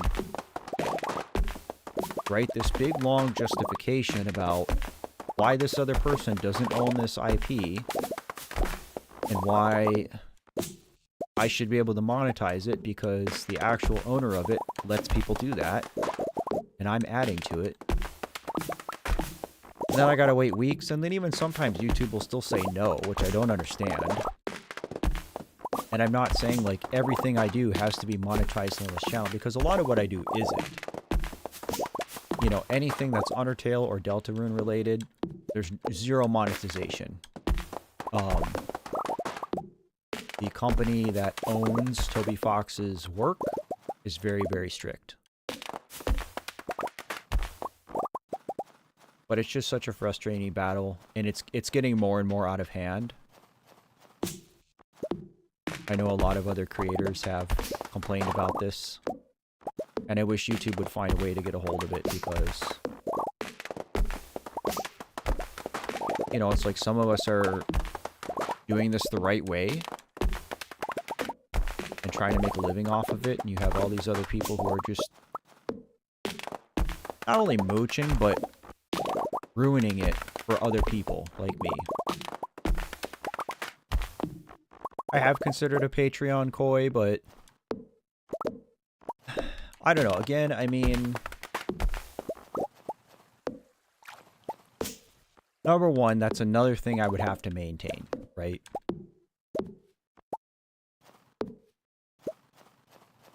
Number two, I don't really have anything to offer patrons.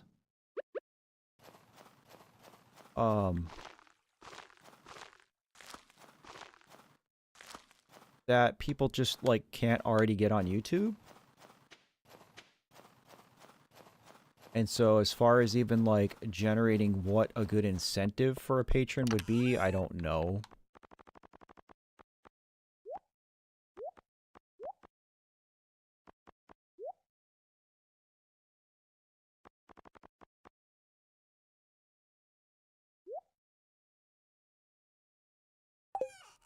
Because again, I can't really think of anything that I could offer people that people can't already get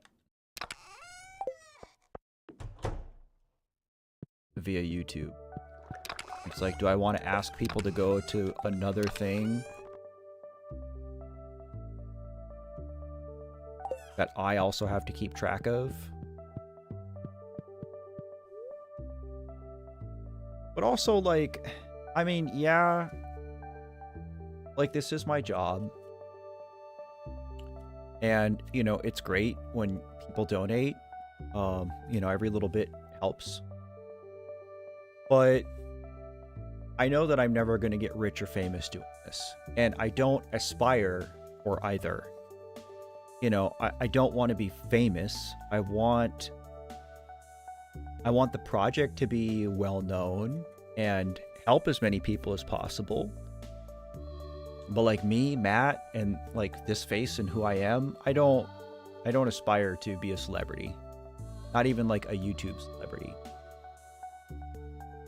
And like I said, I know I'm never going to be rich doing this. I'm never going to be a multimillionaire. But if this could make ends meet and I could be comfortable and not have to worry about money, and just like what I was talking about with Eric Baroni, like have the resources and freedom to just create as I please. Like that's really the goal, right? And you know, some of the money that comes into this project does go to help other causes. You know, I mean, the way that I've had it set up is that I don't keep money from merchandise sales.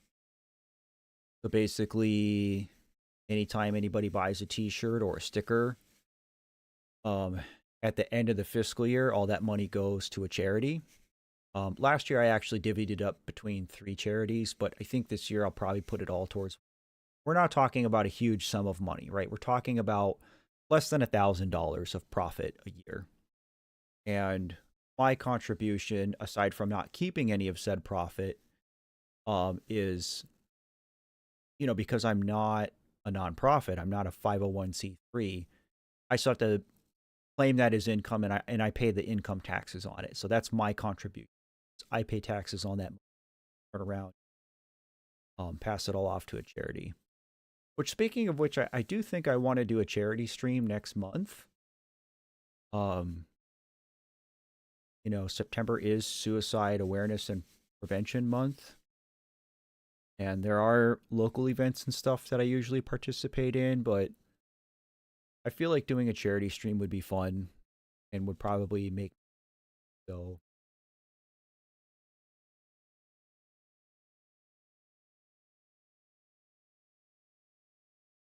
Yeah, I mean, I want all my content to be accessible, Allie.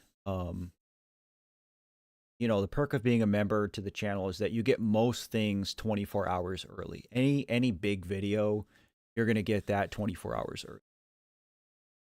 And I know a lot of people do the same thing with Patreon. Yeah, I'll never be a billionaire, said. And again, I don't want to be. I don't ever want to have that much money. Even being a millionaire doesn't sound all that appealing, to be honest.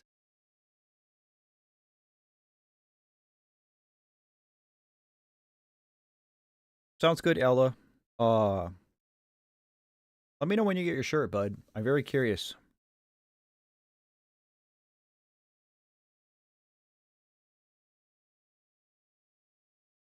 All right, let's switch off the caffeine.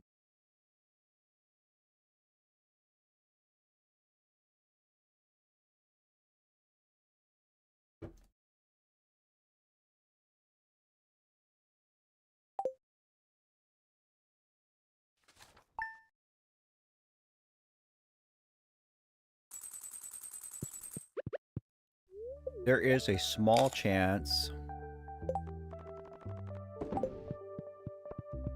that I won't stream 3 days a week this coming week.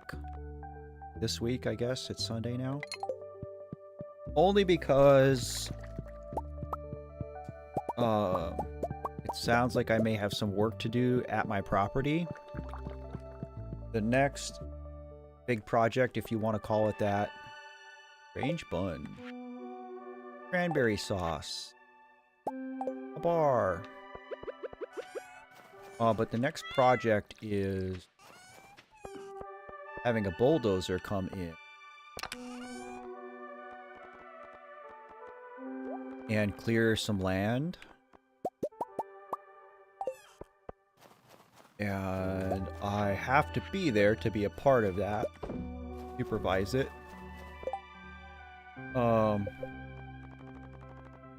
It's been one of those things that I've been trying to do all year and just haven't been able to.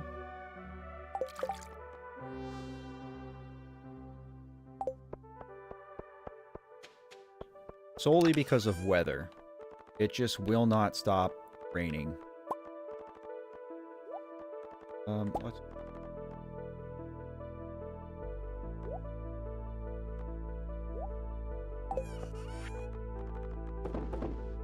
But it's kind of been dry enough now that maybe it's gonna happen, it sounds like.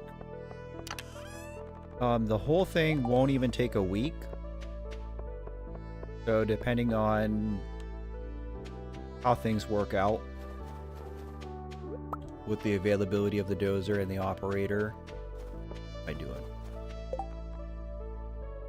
Oh, I guess I can... There may not be a stream either Wednesday or Friday, maybe both. I don't know. Which feels bad. I already missed a stream this last week. But it's got to get done. I'm overdue to do it. I've been kind of worked up that not much has happened at the property here, so. Star with the very fancy name. Hello. A crisp salute back to you. Hope you're well. 1 egg, sir.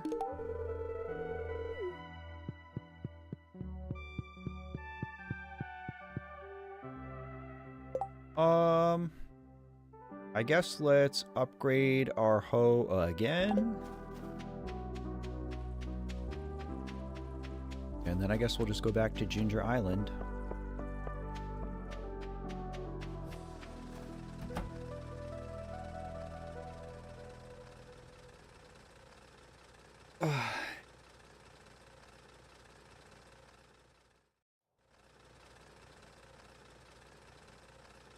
I think no matter what, I will try to get in Undertale Yellow this week.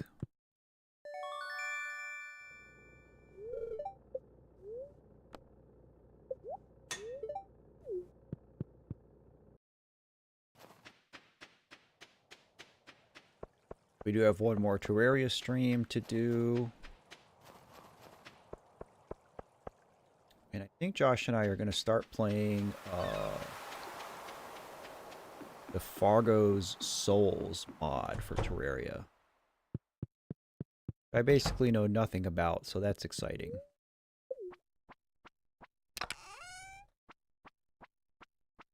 I thought I could skip.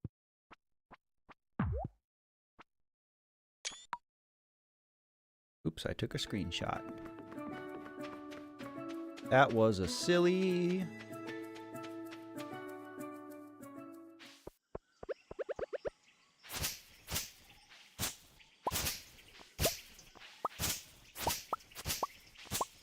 So I know I need a banana.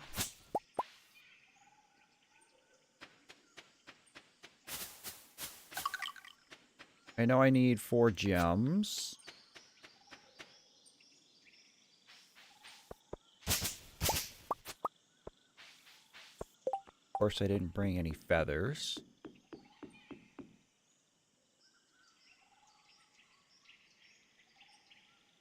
Oh, Leo.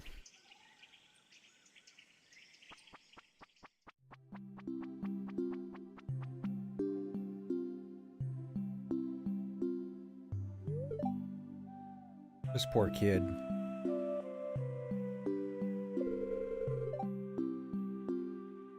You bird friend?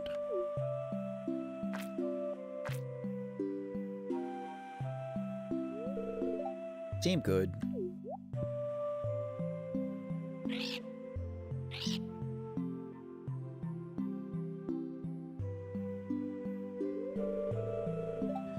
He asked if you are bird friend. Told her yes.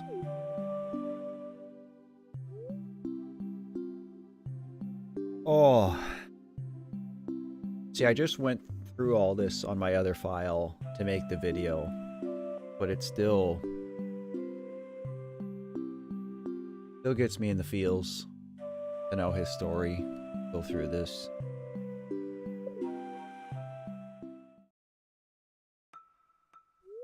Sounds good, Hatch. Thanks for hanging out, buddy. Big storm, waves, lightning. Mother, father, swallowed by the sea. I washed up on shore. No, no, no. That was a bad dream, right? No, I was born here. Just like all the other bird friends. Can't you tell? Oh, thank you for watching, Video Star. And thank you for coming into a stream to say hi. I appreciate that.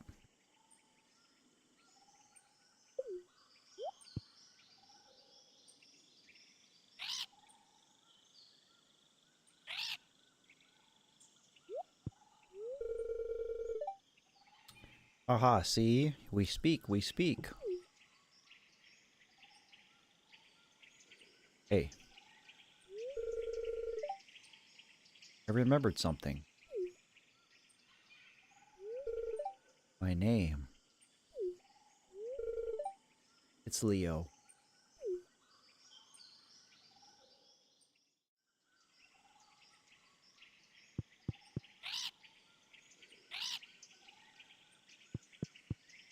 Well...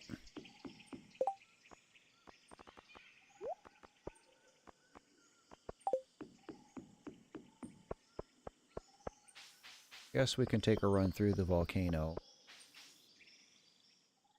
But let's go give Birdie her necklace.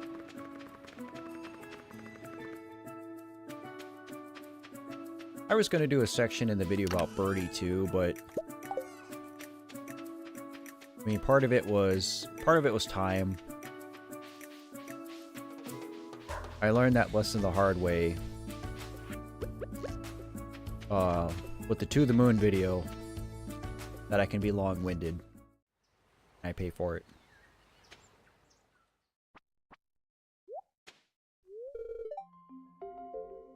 It's his.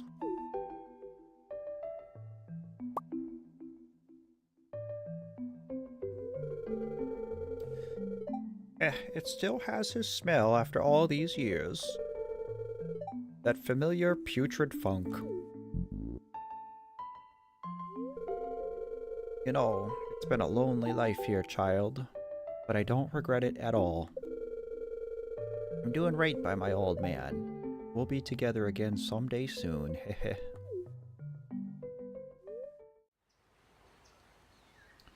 Oh. It is honorable. I mean, I do think that she should live her life, but to just so coldly state, oh, well, your person's gone.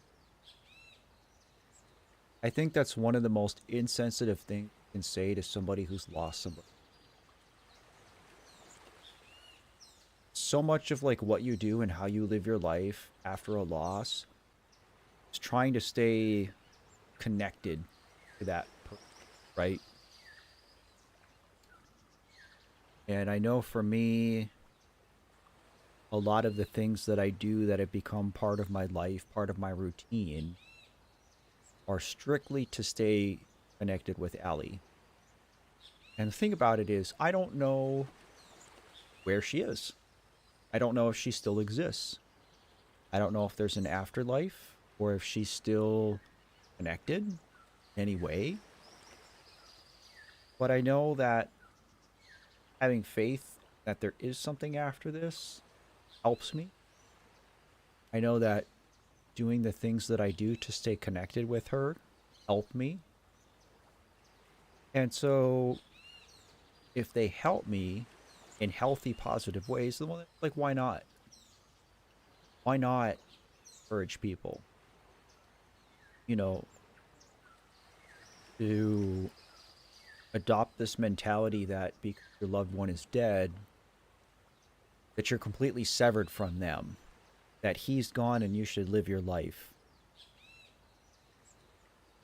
I mean, not only is it kind of like a calloused and insensitive thing to say, but I think it's kind of just like an inherently incorrect way of thinking.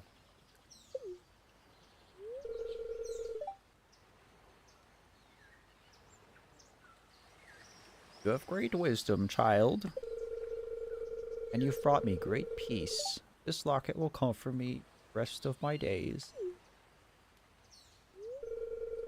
Now, how can I repay you for this? Oh, how about I teach you a special recipe I discovered in the many years I've spent here. Fairy dust.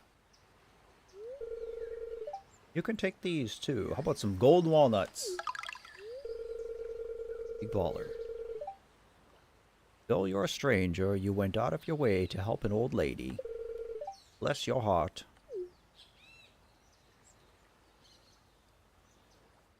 You got it, birdie.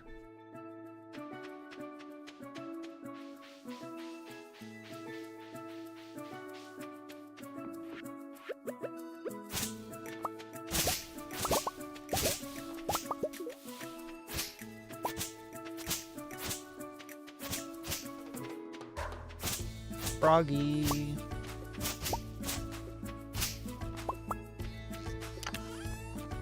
Alright, I guess saving these here. I'll start saving seeds here too. Don't need these.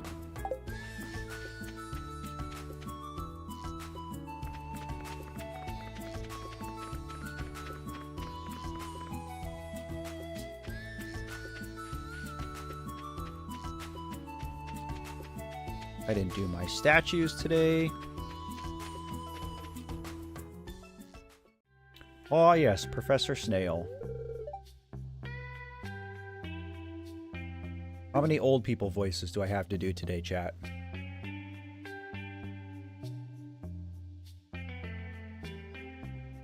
Oh, come in.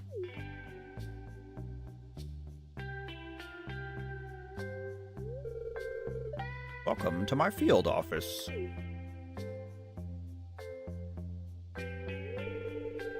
As you can see, it's quite empty. Getting stuck in that cave was a huge setback to my project. But that's where you come in, heh. I'm in the bone business, you see. Ancient bones in particular, and this island is full of them. So if you ever encounter any bones, fossils, or mummified specimens on this island, bring them to my desk, okay? I'll make it worth your while.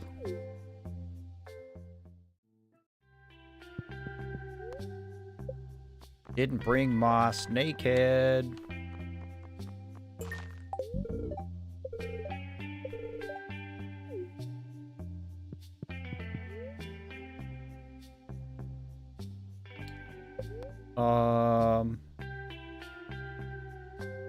What's this number? I know it's a lot.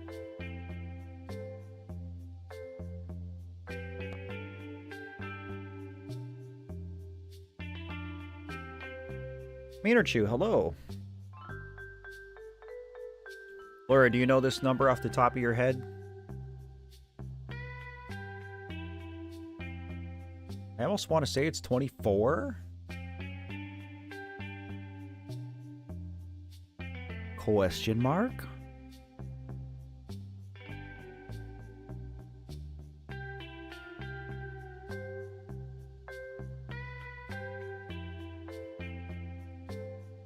Wait, I haven't worn this shirt in a while and I forgot how comfy. You think it's 18?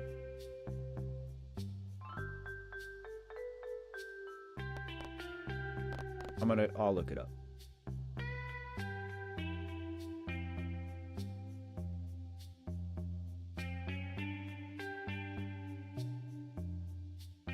Stardew Valley Purple Flowers. 22. The next one is 8.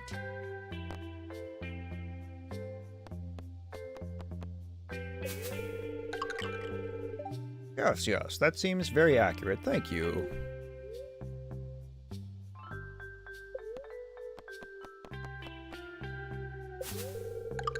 Yes, yes, that seems very accurate. Thank you.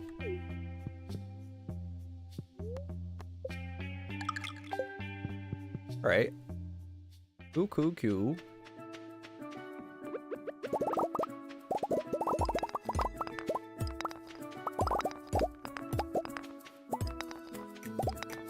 Oh, we got legs.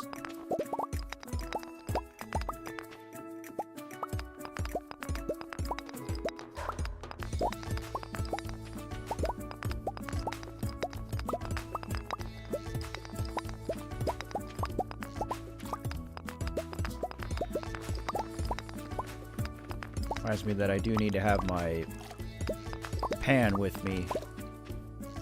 Because you do have to pan up fossils here, which is a pain.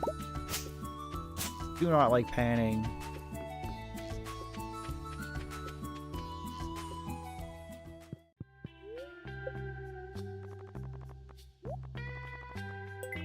Two legs for the beast.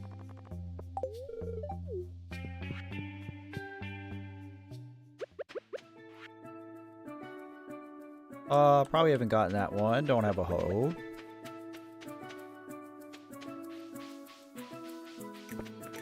One. Oh, we must have got this one. Or I know there's one up here and you shoot it down with a slingshot.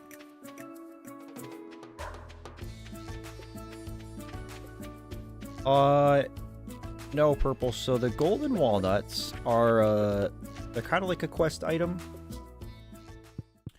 You need to get a bunch here in Ginger Island to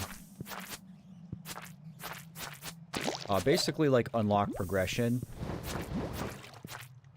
So they get you fast travel, they get you your farm set up.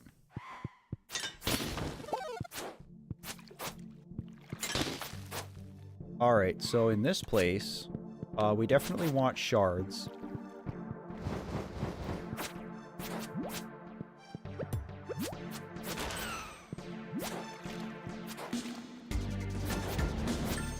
We want shards.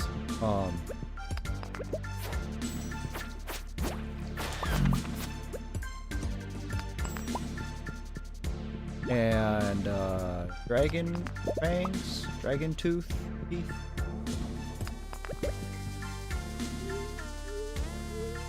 But we can also find like boots in here. And I think the mermaid shoes are the best ones. Those are what I usually pick. But finding mermaid shoes would be cool.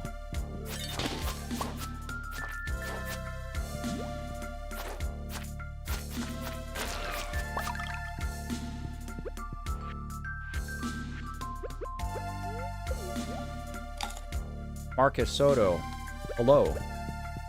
Yes, the volcano has great music.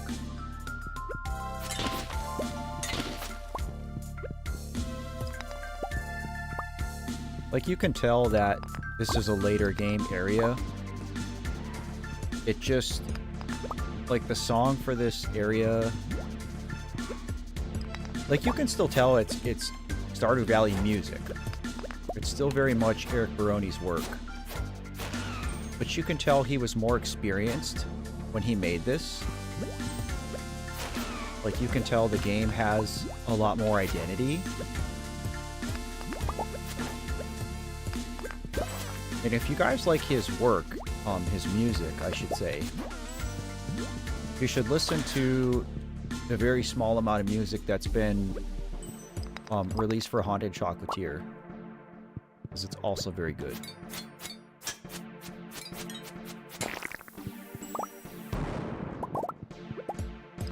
Very interesting. I'm excited to be playing a game where we have boss fights. I think that this game could have benefited from having some bosses.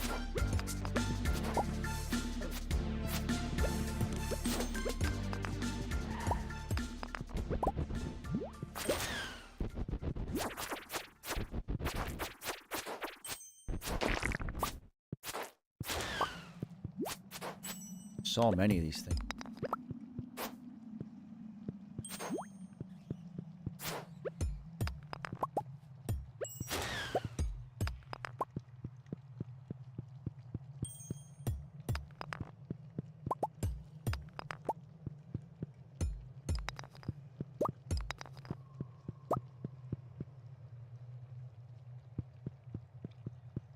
We did community center, Meanerchu.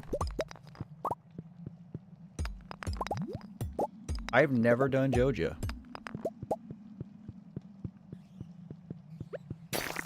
One of these times, maybe I will.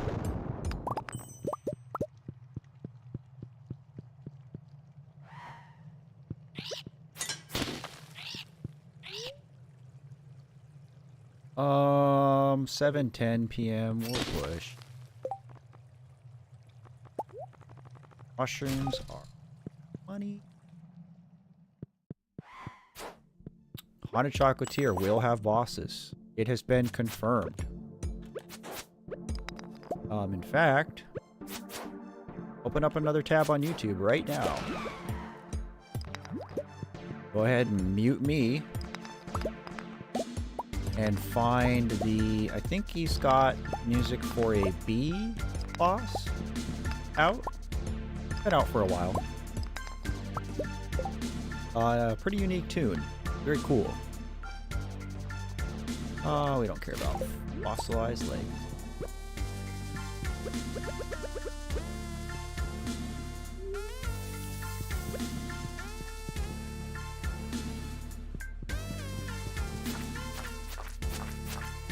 You think I'm fast, Ted? Explain. Because I don't feel fast.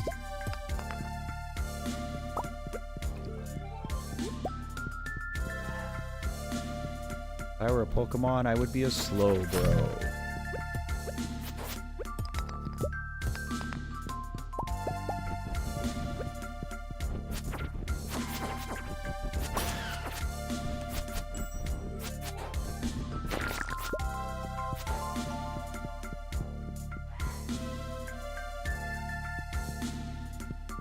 Oh, I don't know if I'm particularly fast, Ed. Again, I'm not like a good Stardew Valley player.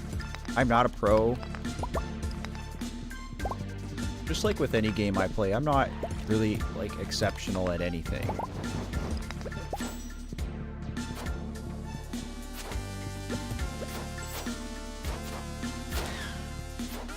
These yellow ones can be dangerous because they'll stop and then they'll dash at you sometimes.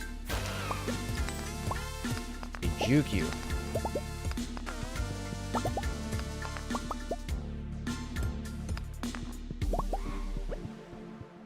We've seen no chests in here. I've never heard of Cozy Grove, Allie. Have to check it out. I feel like a lot of games try to imitate Stardew. And they just don't have that Eric Baroni magic.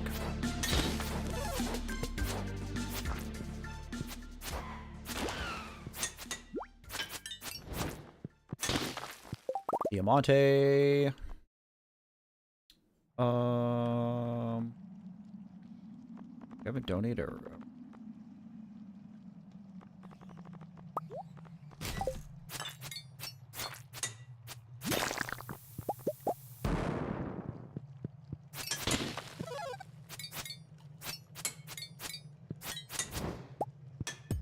Boy, we need a better weapon.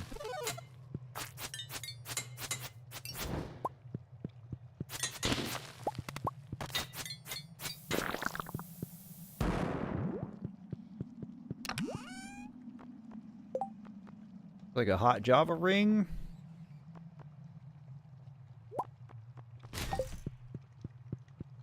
I know a lot of people say that this is like the best ring.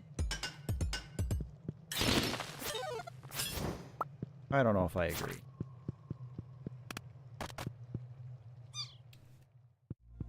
Alright, we have already been up here. There's actually not anything I need to do. We have the forge. Just zippity zip home.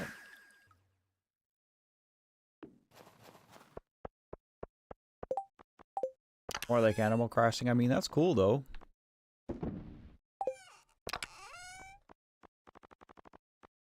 Well, we already got a bunch of these. We're gonna make some.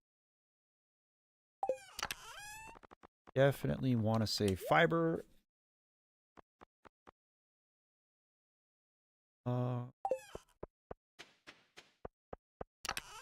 Only thing I need to donate is the rib.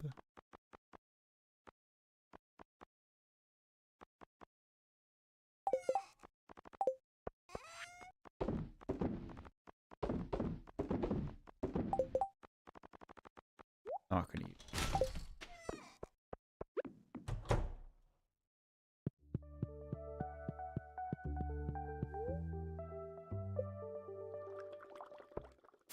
As a child, I yearned for the mines.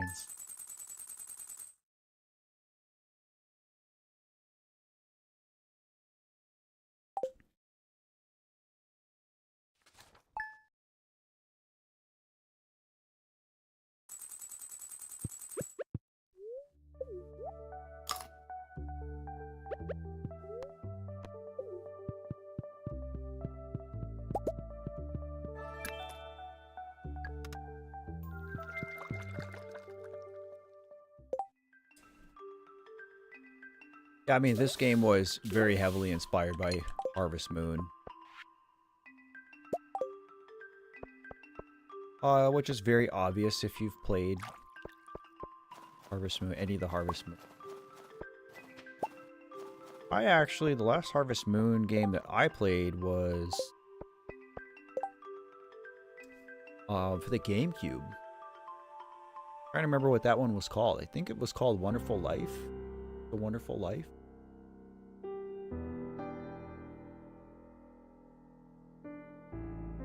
We're gonna room with Krobus, Meaner Chew. So yes, but no.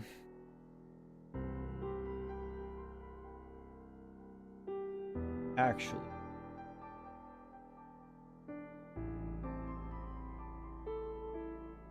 I'm on the wiki.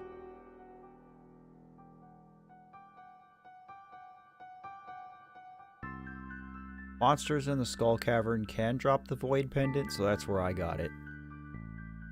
Or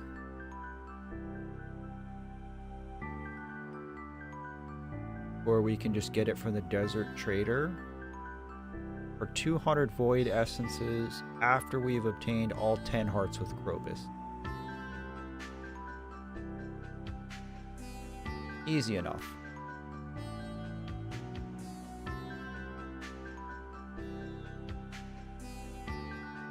Yeah, I don't know when his birthday is. I should have a calendar, but I don't. I put it away.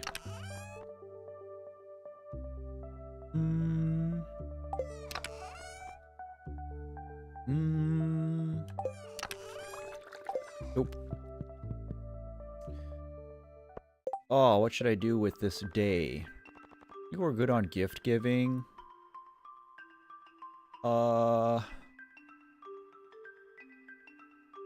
Volcano runs might be a good idea.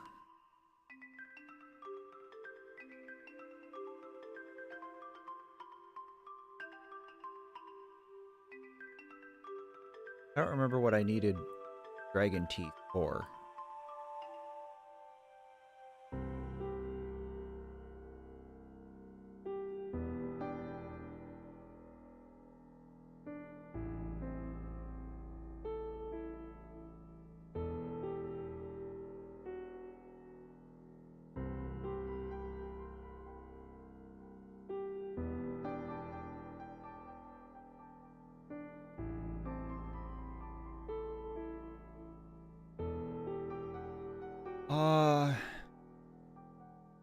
I'm not worried about Grandpa's eval at this point. I think we've done plenty to get all 4 candles lit, so we should be fine there.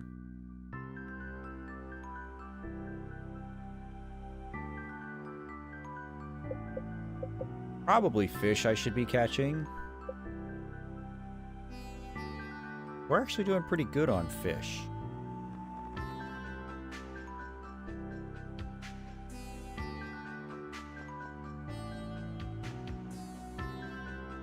Pretty sure there is a winter one I need to catch.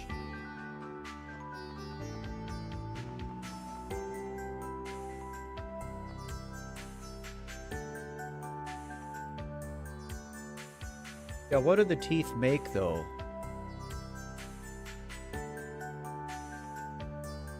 Do they make... Because I remember when I played through it on the other file, I wanted a bunch. Do they make island totems? I think that's what it is. I think they make island totems. And I was like, oh, this is way better than going all the way to Willie's and paying $1,000 every time I want to go to the island. Don't have a void salmon. Haven't done that whole thing. Haven't caught the glacier fish.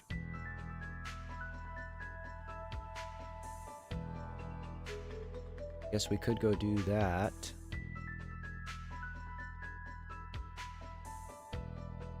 Try and remember how to start that quest.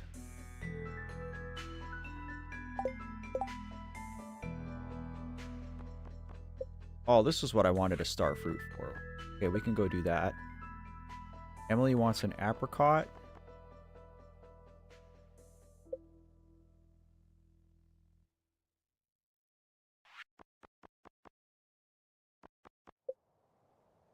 Lewis wants truffle oil. Pam wants a battery. I haven't been paying attention to any of these things. Okay. Pam wants a battery.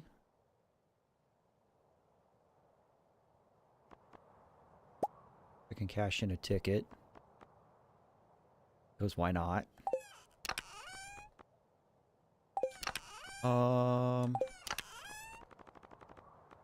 This wants a truffle oil. Don't have an apricot, but we have an apricot tree growing. Ant wants a star fruit. Oh, we do have fairy rose. We have a ton of fairy rose in here. Could be giving all that to Jazz. We have daffodils. Ken.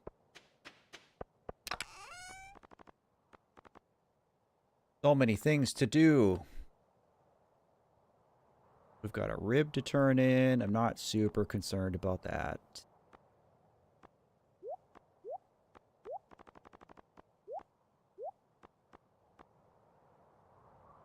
Alright, so we'll cash in the ticket since we have to give Lewis truffle oil. We will give Kent a daffodil since we have to give him a star fruit. We'll see Pam. We'll give her the battery. Give Jas a flower. I don't think I have a lobster.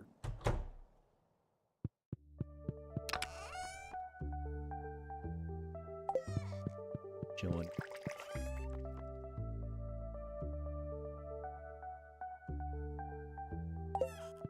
I'm talking about the whole witches quest, Laura. Like going through the bug swamp thing in the sewer and... I don't remember that whole thing.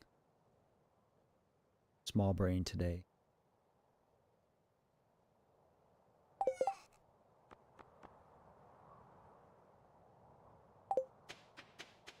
Boy, it sucks is I'm pretty sure I had an apricot from the fruit cave and I just sold it because like, I don't need an apricot. Oh. How about that? Ask and ye shall receive. Seek and ye shall find.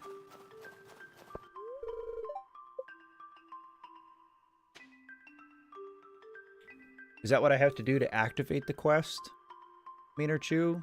I go there and the wizard's there. Like, oh, my ex-wife.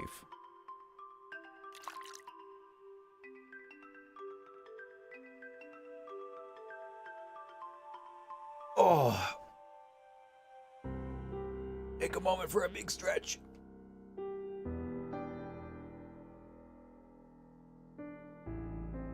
Oh. I will do that. Bless you, friend.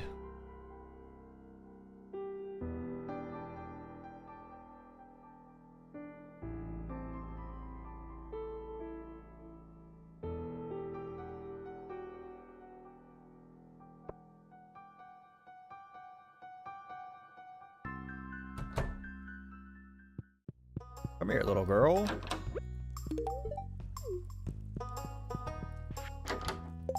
Okay, I don't have to give anything to anybody else in here, right? Do do do do do.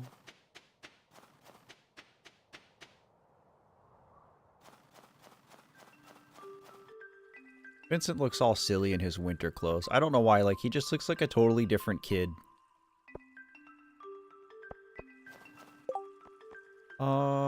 We need to see Kent.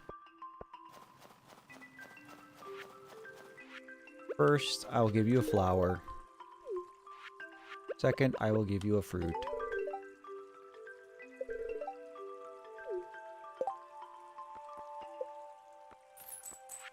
Bling bling.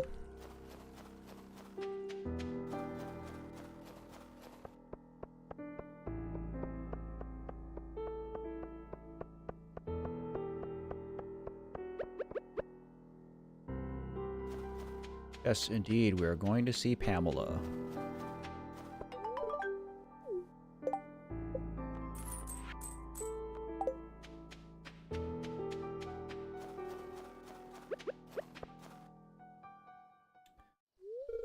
Oh. This is a funny cutscene. Pretty awkward, as most of Clint's are, but this is a good one.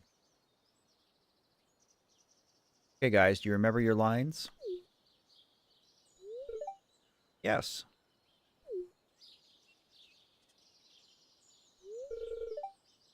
Ready? Action.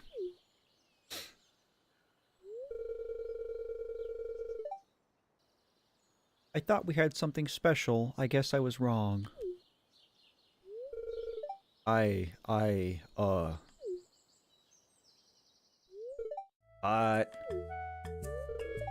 I'm sorry. It's hard to remember my lines when her face is right in front of me like that. Emily does have a nice face. I don't think I have the magnifying glass. We should go get that too. Oh, hey. Check out my new camera. Dojico is having a video advertisement competition. The prize is 10,000 gold.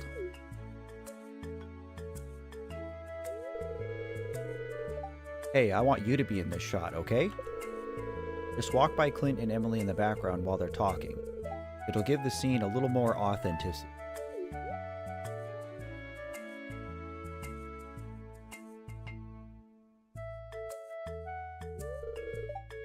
Okay, ready? Action. I thought we had something special. You said you wouldn't leave me for anything. I guess that was a lie. Bro just casually walking through the background with his fairy. No, it's not like that. This is just something I have to do. It's very important to me.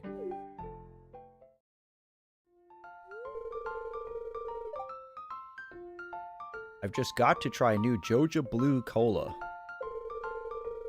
It's got 3 times the sorbitol for a thick, sweet blast, and it's cheaper than water.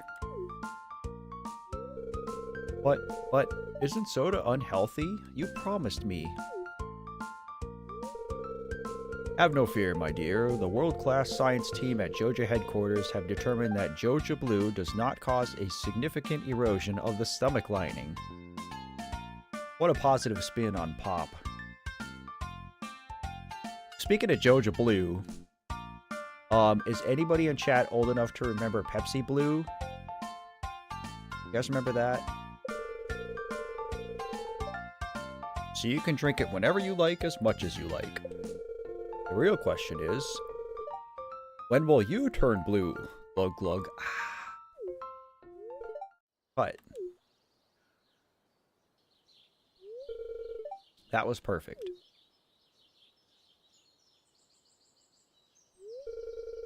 Thanks for the help. All I literally did was walk by. Lynn?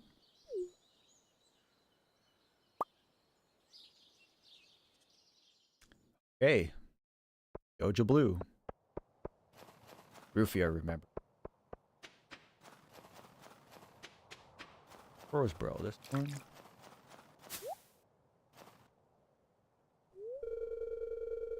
Eep, you caught me. I'm sorry. Take this. Take it. It looks so valuable. I couldn't help myself.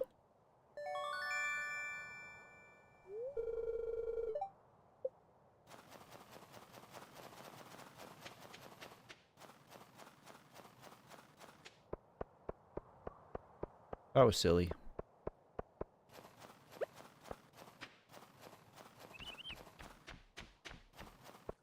Oh, Lewis.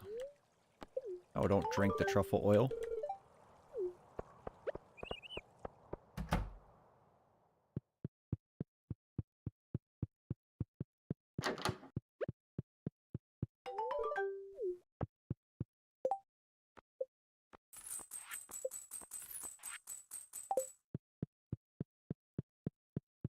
Alright, we'll go cash in this ticket.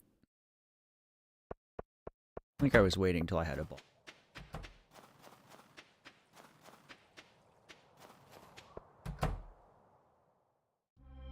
Oh, this is a good cutscene too. This is a funny one. I'm gonna take a super quick bathroom break before we do this, but this is a good one. BRB.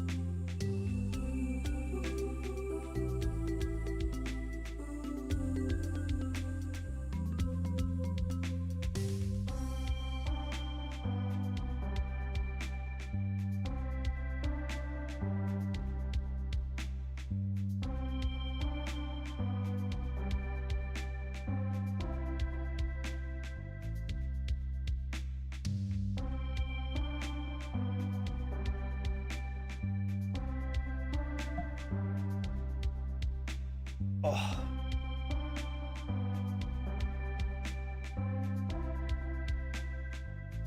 Welcome to clothing therapy.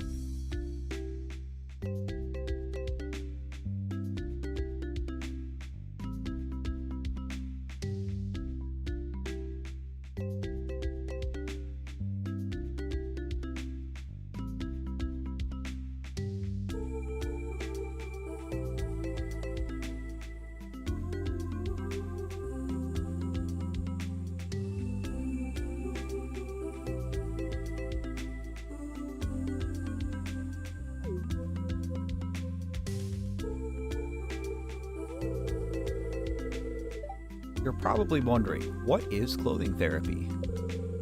I'll try to explain.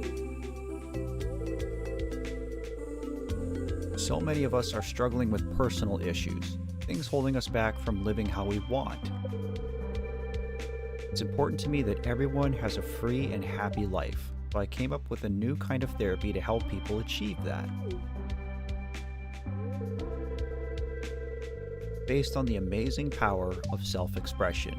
Self-expression is a wonderful healing tool. Did you know that? I agree. Behind this curtain, you'll find racks and racks of clothes. There's endless options to choose from. Your job is simple. Find the outfit that truly speaks to you and put it on. Feel confident in yourself and your choice. All have a unique style to share with the world. Oh, ladies and gentlemen, hold the phone. The GOAT is here. And as much as I love seeing my beautiful friend SW057's name on the board, has been dethroned.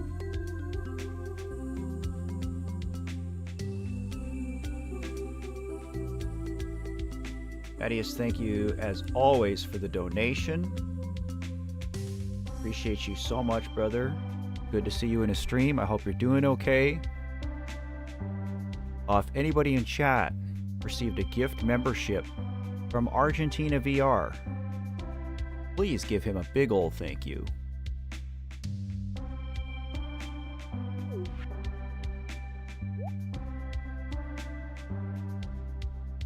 Shane's going first.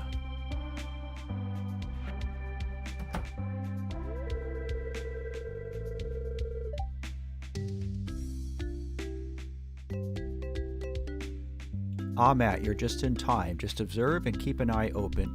And keep an open mind, okay?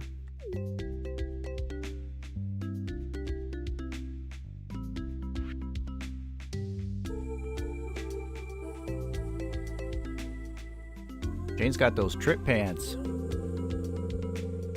Wouldn't have guessed that. Shane, it's a new side of you we've never known about. That's great. Now go outside with confidence and show the world.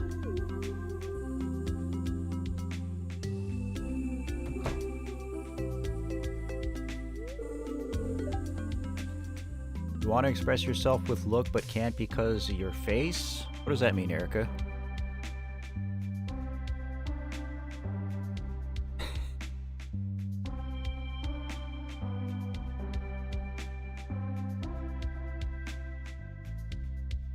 Nope, not cloning therapy. Okay, everyone gets a turn.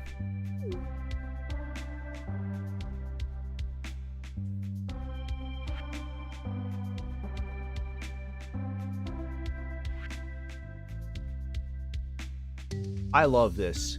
Seeing Robin in a dress.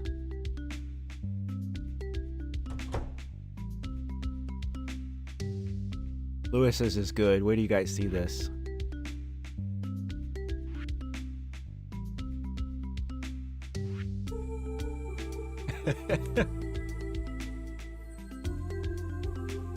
Guys ever see that episode of Seinfeld? Reminds me of that. Abby's is good too.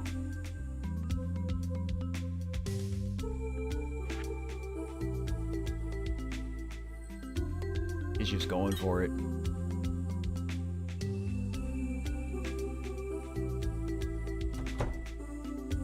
I'm sure you're not ugly, Erica.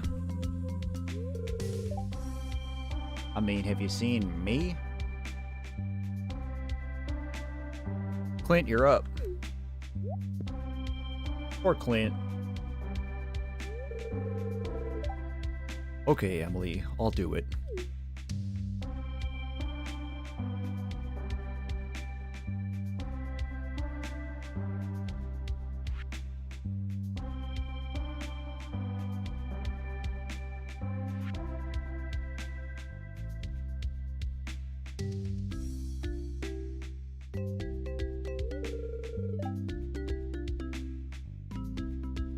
See, here's the thing with Clint. Because Emily just said it was cute. I'm like, I don't take that in a derogatory way. Like, I think that was like a sincere compliment. And I don't know what he expected putting on pink shorts and a beret, thinking he was going to be called manly, handsome, macho. I don't know what he's going for here. But he's all bummed out about being called cute. Do you think I'm handsome, Erica? Thank you. I think I'm very regular looking. I'm a 5. You have pimples and look like a man. My acne is better in my middle age. I still have zits sometimes, but as a teenager, I had probably the worst acne of any kid at my school. It was really bad. Rufio can attest that my acne was very, very, very bad. But I agree with Zed, you know, that everybody has beauty in their own way. It really is true. Well, that went very well. I just hope this experience helps everyone break out of their shells a bit.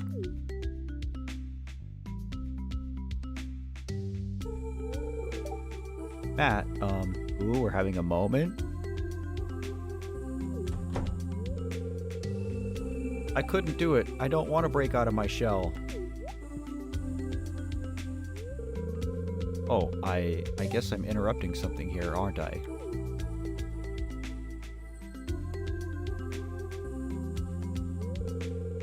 I understand. I'll leave now. Congrats, Matt. Huh?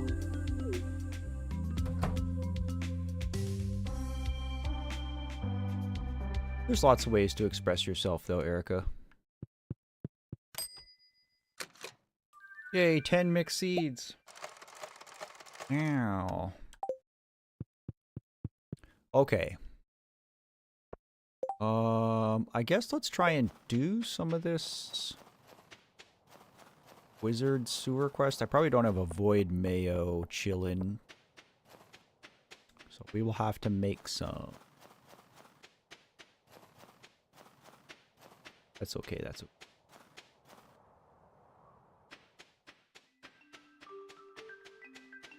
Another thing I've missed about Stardew Sundays. Oh yeah, here we go. Is even though I do have to like concentrate on this game a bit, especially because I haven't played it in a couple weeks, Stardew's a little bit more relaxed, a little bit more slower paced. And so like with some other games, like when I'm playing Terraria and there's a lot going on and I have to focus, I feel like I'm not dialed in to chat and everything. And like a big part of this is like just wanting to be able to hang out with you guys. I feel like I'm a more attentive streamer when I'm playing a game that doesn't demand all of my attention, you know. Ah, Matt, I've been waiting for you.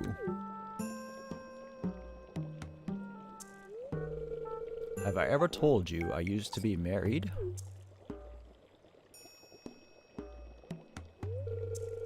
Strange, I know, for a man like me, but it's true.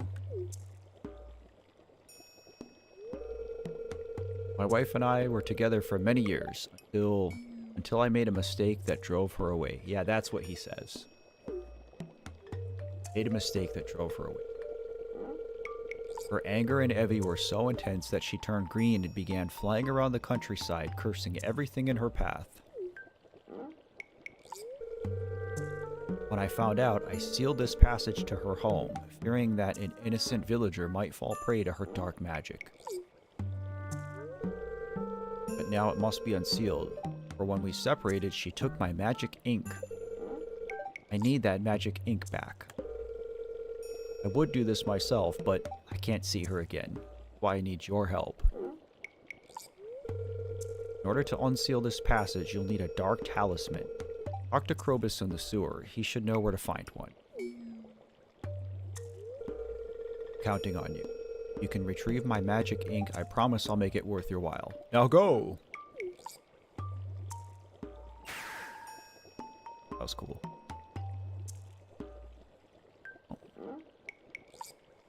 There she be. Okay. So let's skibbity bebop home. We are going to need void mayonnaise. There's a little goblin bro blocking the way.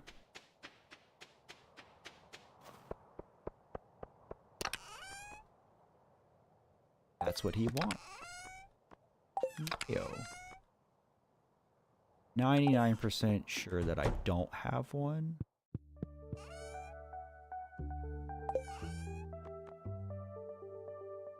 Had all the other mayo. So, let's take care of that.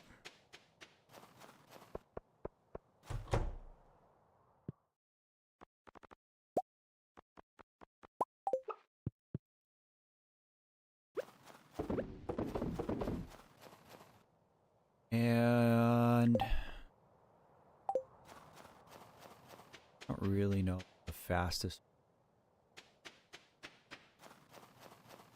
down is. What's the difference between a goblin and a hobgoblin? Marcus? The only hobgoblin I know is Green Goblin from Spider-Man. He's a hobgoblin, right?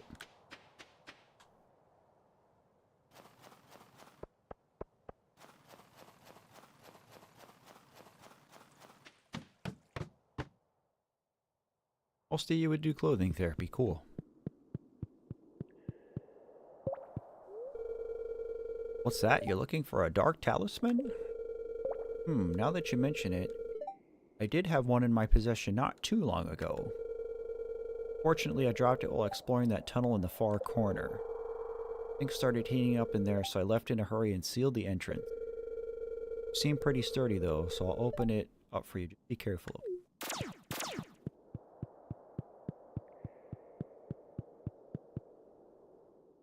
Oh yeah. Do I need to fish in here? Is this where the void salmon is?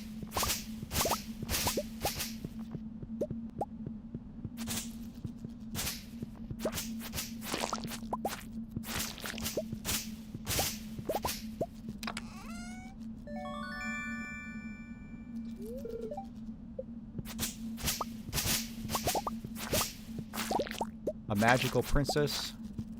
I dig it.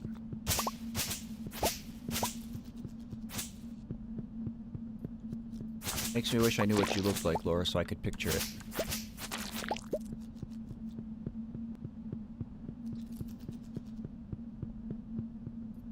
I don't remember if I need to fish in here.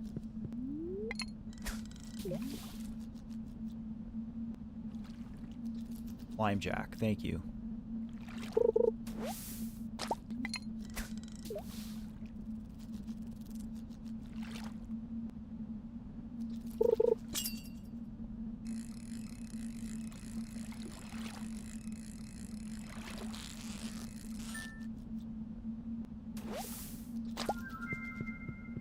Oh, you're like low-key a goblin expert, Marcus. Right on. Today I learned. Oh yeah, how we get Leah's art show.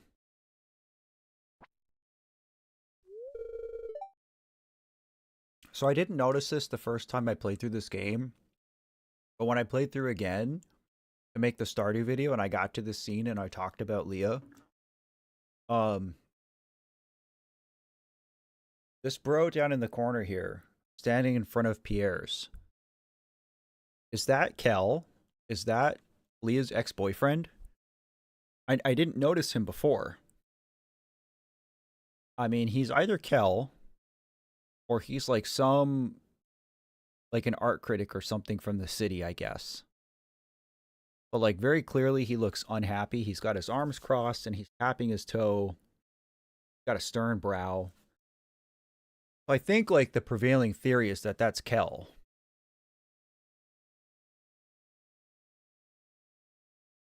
I mean, bro came all the way to Stardew Valley from the city so that he could stand off in the corner sulking. Really, bro? You came all the way here just to be a grumpy dick in the corner? Grow up.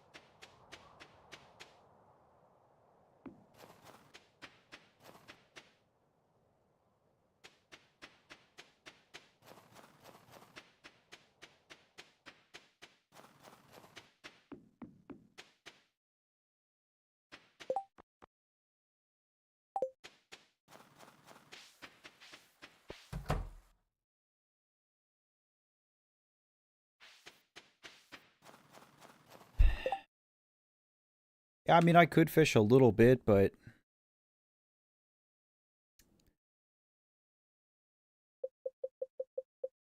what do I really need? I'll get the void salmon when I come back through. These two are a stingray and a zebrafish, I think. So those are Ginger Island. This one's all the way. Well, I guess we can try and get the glacier fish. Is he just in the river? I don't remember. No mods, Birdly. We're playing vanilla.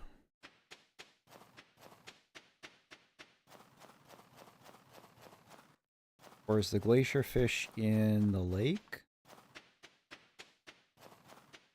Or is he just anywhere in Cindersap?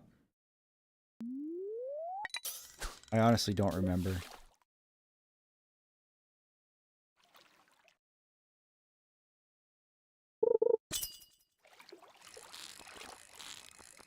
Oh, maybe... Is he the one that's down at the bottom?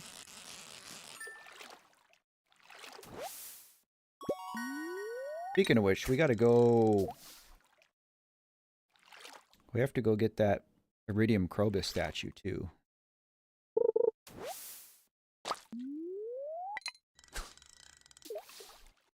I think to get the Iridium Crobus statue, you need level 15 fishing?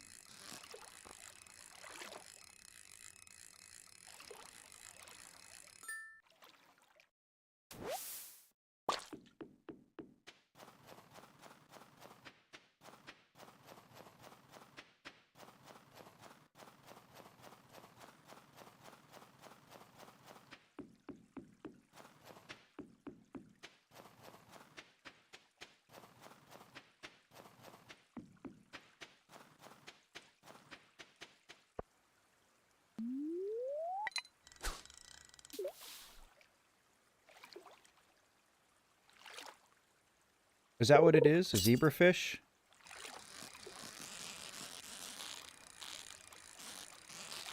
Isn't that what it is? Isn't it a striped fish?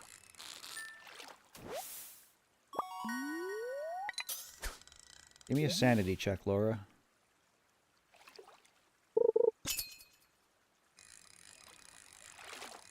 Sanity is not guaranteed with Matt.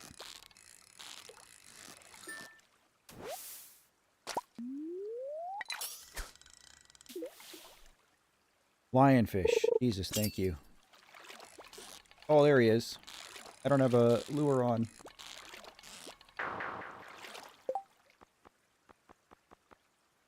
Oh, yeah, I do. Not a good one, though. See, I was pretty close, though, Laura. It's a striped fish. Named after an animal that can be found on the African safari. Zebra, lion, close enough. Might have to go get a lure to get this. I'm sucking.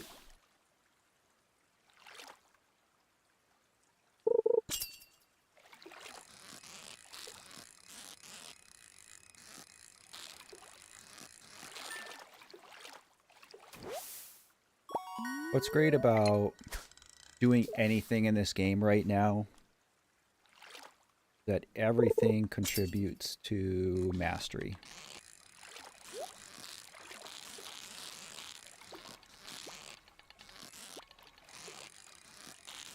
Come on, bro.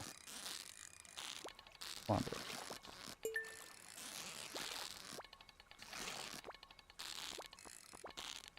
Oh.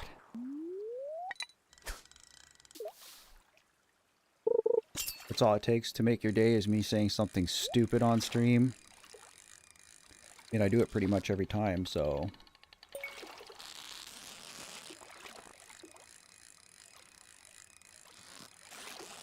I did get to go on a safari when I was in Africa. I saw both lions and zebras.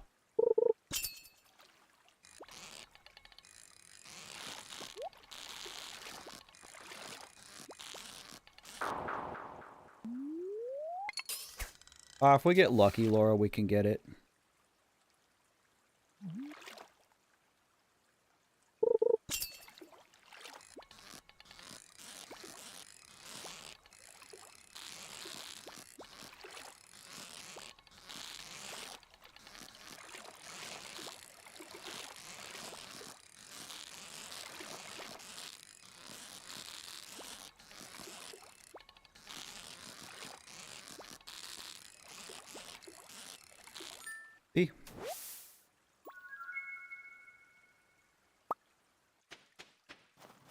It was in Kenya. Marcus, how do you know that?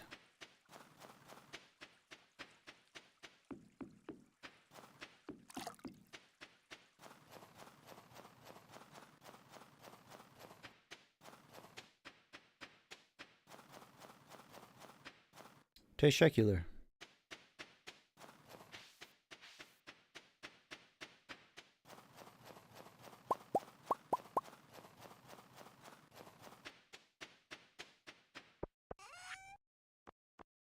Oh, did I even bother saving?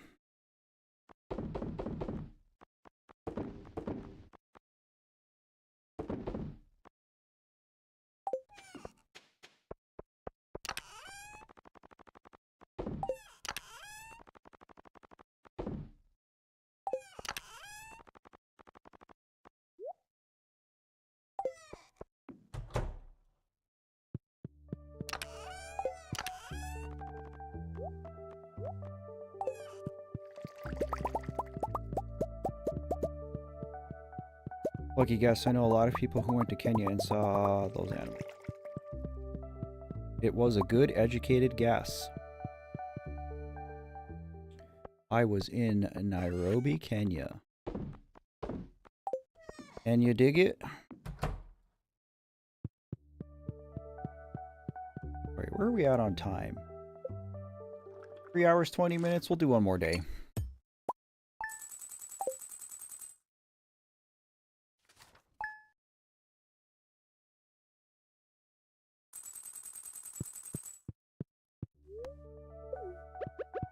Yep, I spent 15 days in Nairobi. It was the hardest I ever worked in my military career. The entire time, it was like 16 to 20-hour work days. 4 hours of sleep, a lot of traveling, a lot of being on my feet. But it was a very interesting experience.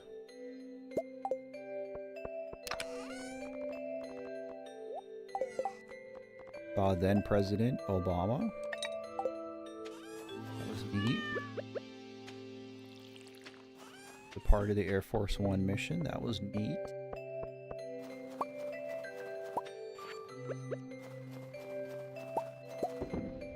Alright, let's just go do void mail.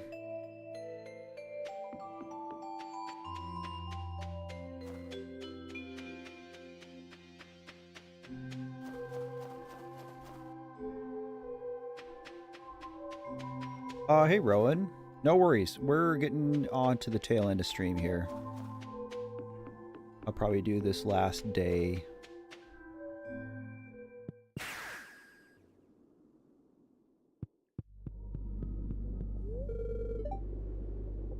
I'm not even going to try this voice. Honestly, guys, like, I'm out of voices for today. So you're going to get normal. Even though it should be something weird and creepy. I don't have it in me. We are human. Want to pass? I'm sorry, this is private property. Is that so? This guy's a savage. Now, mind you, I gave him a jar of mayonnaise. That smell. I can't resist. Give me that.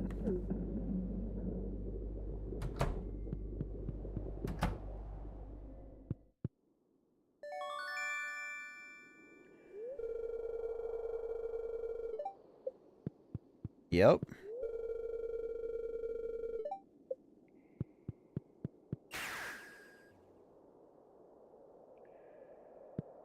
Oh.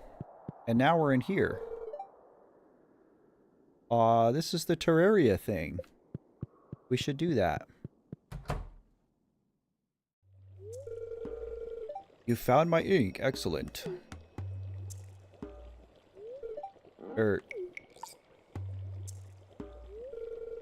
Did you happen to see my ex-wife? No? Well, what about her house? Do you think she lives alone? Or... Let it go, man. Actually, don't tell me. I don't want to know. Anyway, you must be wondering about your reward. Here.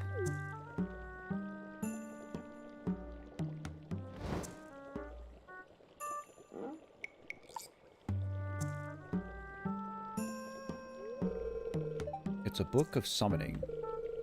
The arcane potential is immense, but I'll make it simple for you. By using this book, you can summon magic buildings directly to your farm. I think you'll find it useful. Oh, I almost forgot to say, thank you.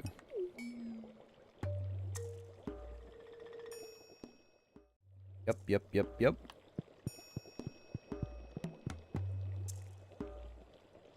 Junimo huts are neat, but we probably will not be building any.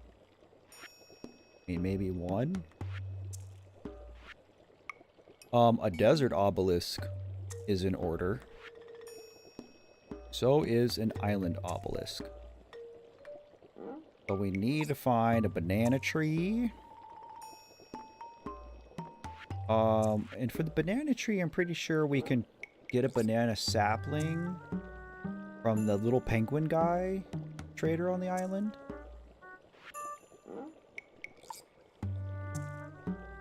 This one should be pretty easy. But let's go get our Meow Meow. Let's go get our Terraria weapon.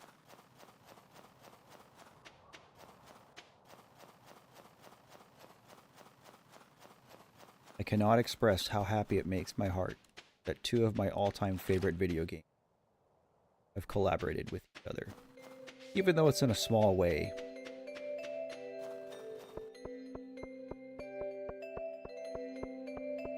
Makes my heart happy. So we don't have very much iridium.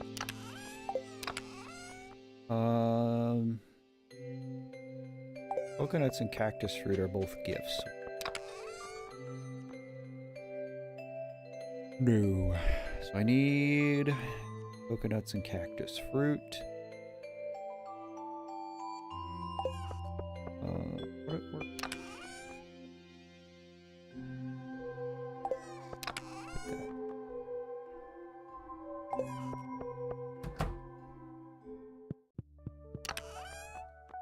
Here it is, the faraway stone. Which is actually just a pylon from Terraria.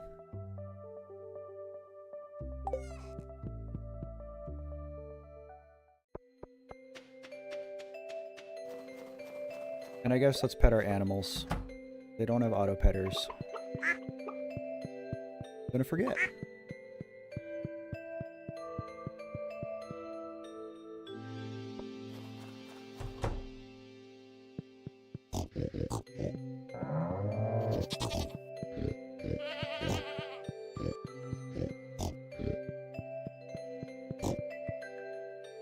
Probably should fill out our barn. I'm pretty sure I can put more pigs in this one, and I don't think we have any animals in the other one. Oh.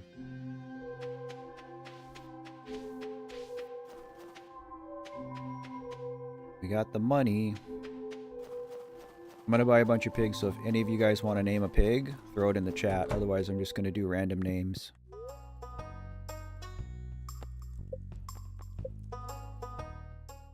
We are going to max stack that bacon. Momu?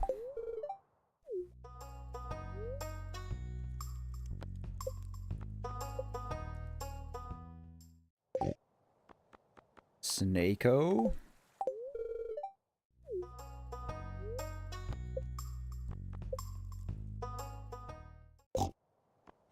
Family? Marnie looks cute in her winter outfit.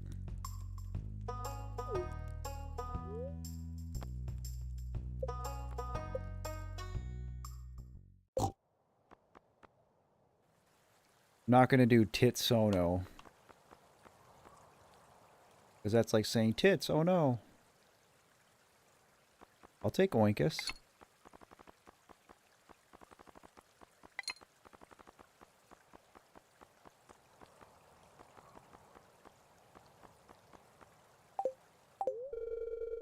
I just like Mamu from Majora's Mask.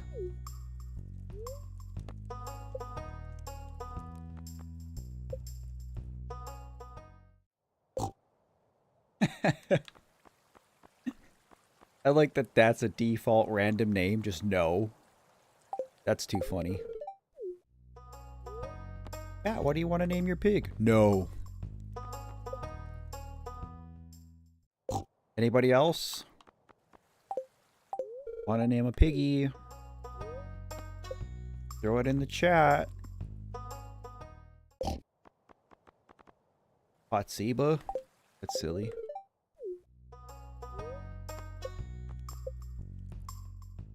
Laura says I should name one, yes. Feel like I have to. Especially for you, Laura. Oops. Try again. I think we have one named Spampton. I'm pretty sure we have one named Lechonk, too.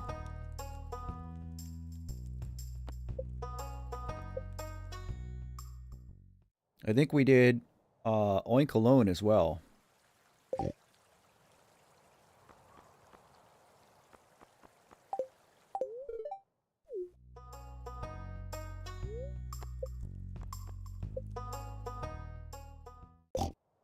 Teb.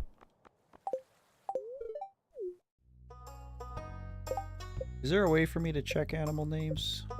I don't think there is. Oh yeah, there is. I was wrong.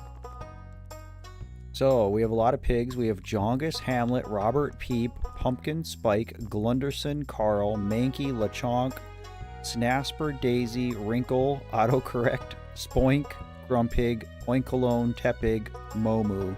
Oh, I guess so we don't have Lechonk?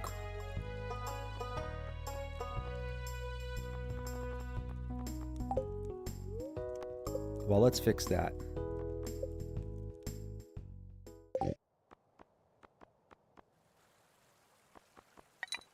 Got all the other pig Pokemon. Not all of them. We don't have Embor.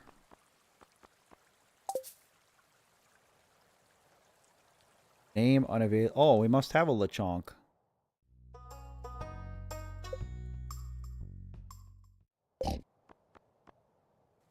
We have Grumpig.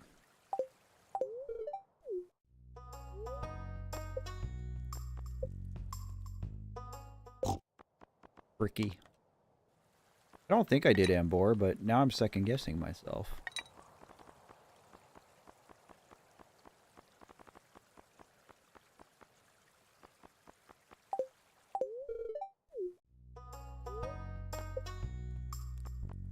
This is a big investment of money.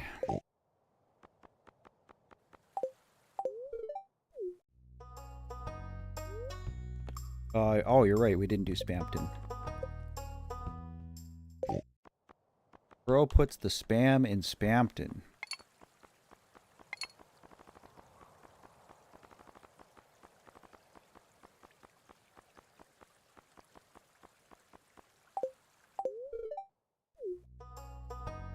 I'm pretty sure we have Spoink.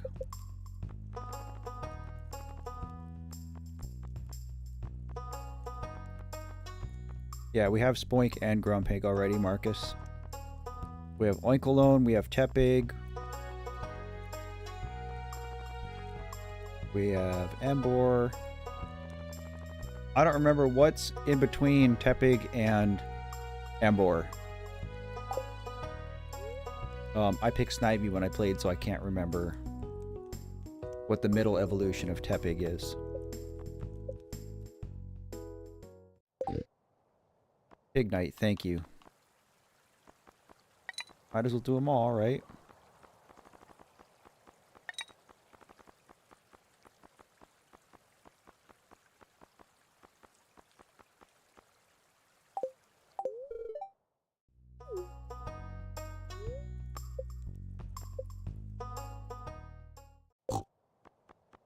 Jazzy's funny. We'll take Jazzy.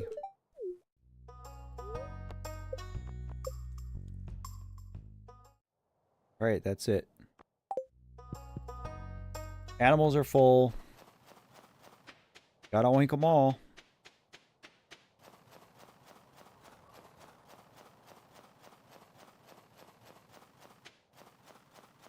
So I think our next financial goal, I mean, obelisks here would be great. Especially the island obelisk. I do want to build Pam and Penny their house, too. I know it like, serves no purpose for us. It doesn't help us. But it's just, like, one of my favorite things to do. I absolutely love building them a house. Again, so as a reminder, if you haven't done this, haven't played this, haven't seen this, this is a collaboration with the game Terraria, which I've also been fixing, also been playing. So in Terraria now, there are 2 Stardew Valley themed pets. There is a Junimo that you can get from fishing up a Joja-Cola. Or there's a blue chicken. You can get Shane's blue chicken by buying the blue chicken egg from the traveling merchant. The trade-off is that in Stardew Valley, there is a weapon from Terraria called the Meowmere. The Meowmere is a rainbow pink cat-themed sword that you get from the boss of the game. It literally shoots rainbow cats. It's super awesome. So we're finishing this quest now to get the Meowmere. We're going to take this faraway stone and put it on this.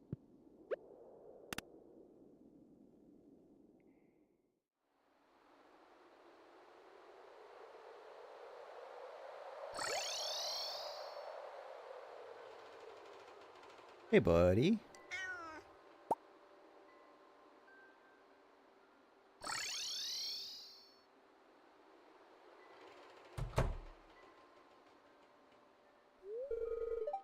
Don't touch that. Too late, bro. We got the kitty sword. Oh, yeah. So it's only level 4. It's not actually like a great weapon. Severely outclassed by our level 13 Galaxy Sword. And actually, once we get far enough along here in Ginger Island, we're actually going to upgrade the Galaxy Sword to the Infinity Blade. But what we're going to do is once I have the Infinity Blade, you can use a forge to make a weapon look like another weapon. So essentially we can create a sword that's going to have all the properties of the Infinity Blade, its damage, its bonuses, etc. But it will look like the Meowmere. So it's a really cool way for you to make, and you can do this with any 2 weapons as long as they're the same type. So there's swords, clubs, and daggers. So you can make any dagger look like another dagger. Same with clubs. Same with swords. So it's fun because a lot of people will get the Infinity Blade and then like transmute and make it look like the rusted sword that you get at the beginning of the game. The Infinity Blade is strong, Marcus. It is the strongest sword in the game.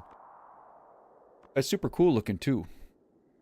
Even bigger and more purple. I love it. So that's that though. Kind of neat. So we'll go home. We'll put our Meowmere away. Our gold hoe is ready. So I guess we will... We might as well go upgrade it.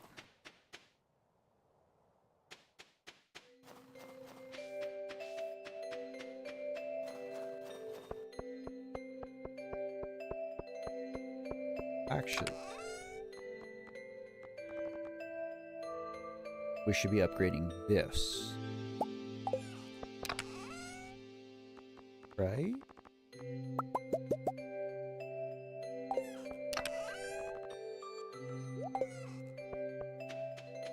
I do wish the Meowmere was stronger, said. Kind of a wink and a nudge thing. And again, the fact that you can make the strongest sword in the game have the visual properties of the Meowmere, I feel like that's satisfactory. I'm disappointed that it doesn't actually have a projectile. But it is what it is. Again, my heart is just so happy that two of my favorite games had a collaboration, even if it's small. Makes me very happy.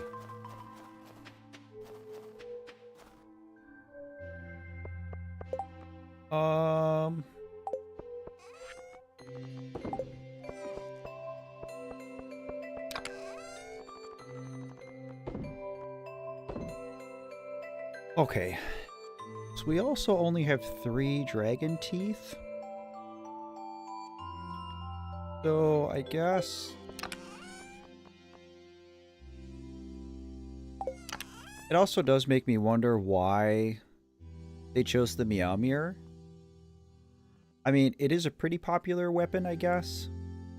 But, you know, again, you don't get the Meowmere till the end of Terraria. Like, you have to have beaten the boss of the game at least once.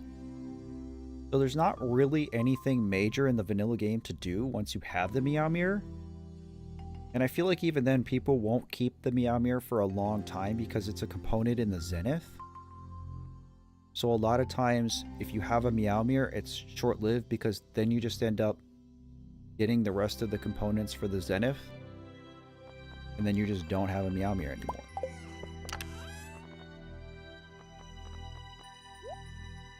There are a couple of... I forget the name of the company. If it's Cold Steel or somebody. There is a company that has some licensing to... They make real, like, metal versions of video game swords. I'm pretty sure they do, like, the Master Sword from Zelda. I think they actually do 2 swords from Terraria. I know they do the Meowmere. And then I think they do the Knight's Edge, or the True Knight's Edge, which is also a pretty popular weapon. People like the Knight's Edge a lot.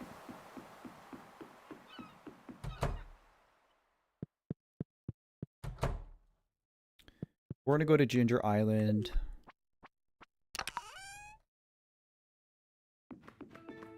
I'm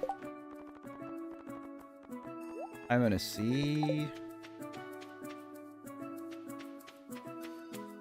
We're getting feathers.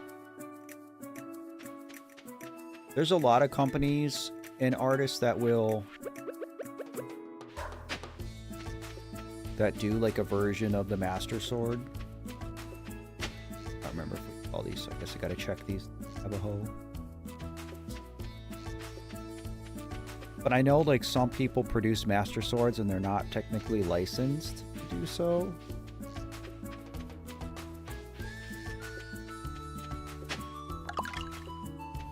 Right on. Maybe you can get some from the barnacle rocks.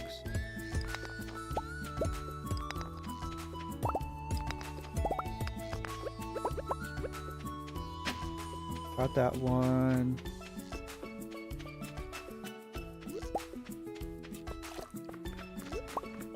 Pretty certain we got both of these.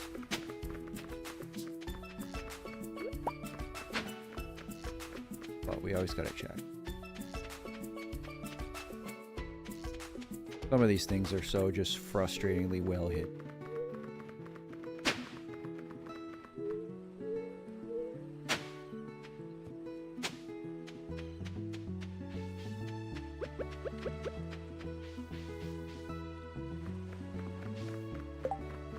Not iconic. Just checking in before I go to bed. How's your day been going? Thank you so much for taking the time to check in. Very cool of you to do that. I appreciate it. I'm doing okay, friend.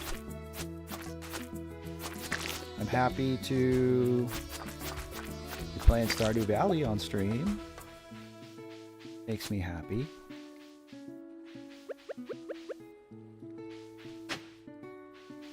I'm a little behind on sleep, but I guess that's pretty normal for me. Other than that, though, I'm big chillin'. Hope you're doing okay.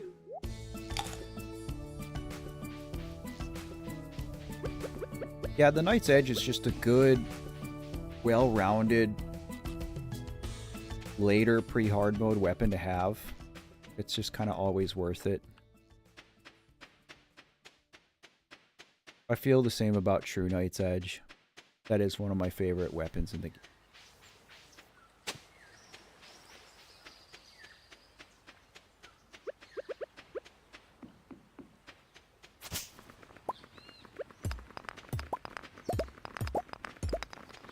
I don't know if I could pick one favorite sword, honestly, from Terraria, though. I really do like the Terrorblade. Especially after it got reworked. The old Terrorblade sucked.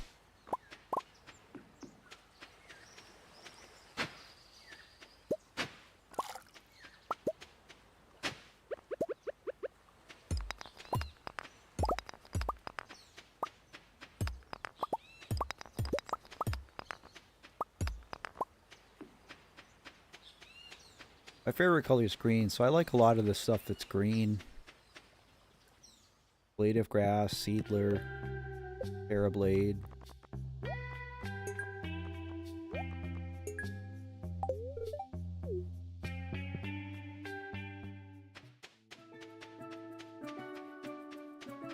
Okay. Let's just see if we can at least get to halfway point.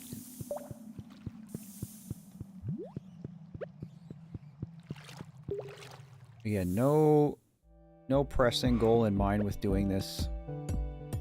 Guards, teeth. And a pair of boots would be swell. Does get us closer to our monster goals as well.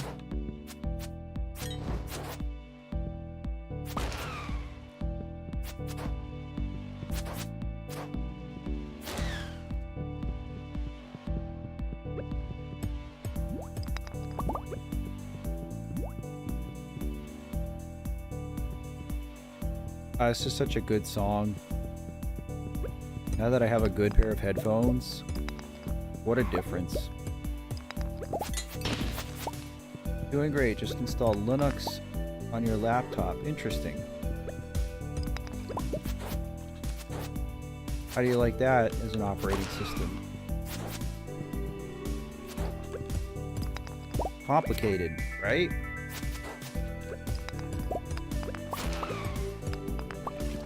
I mean, I say that, but I think anybody can learn that kind of stuff. It just, we're so used to Windows. Like, I'm kind of a dummy. Okay,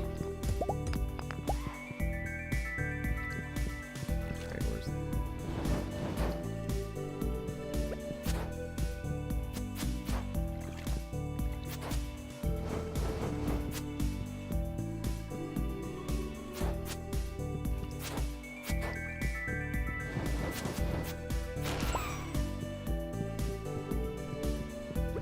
It's definitely a bop, Laura.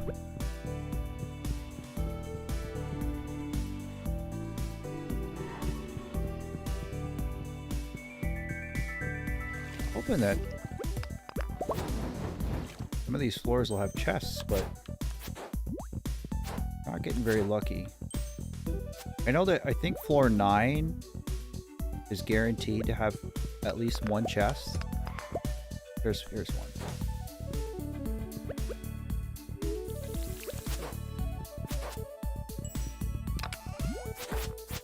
Java ring. Oh, sweet. Did we get... I didn't even see us get this. Okay, cool.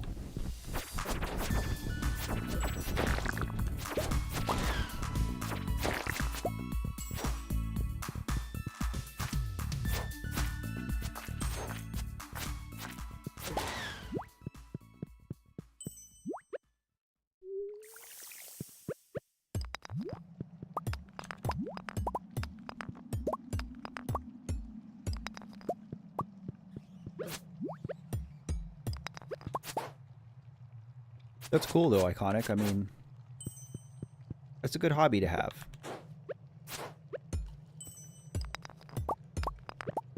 I don't think you'll ever regret learning about how technology works.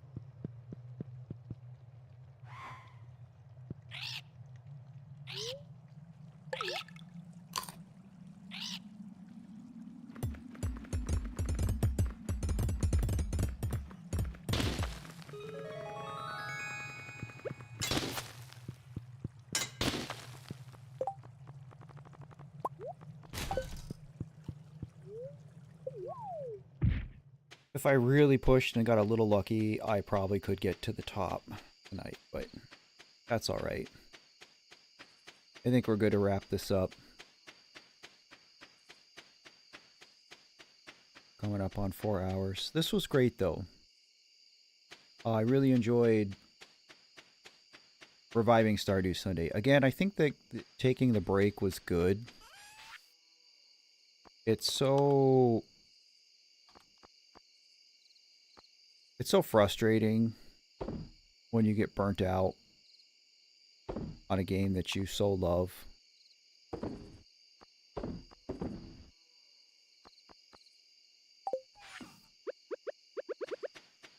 So I'm grateful like I was able to take this break, kind of reset myself a little bit, play some other things.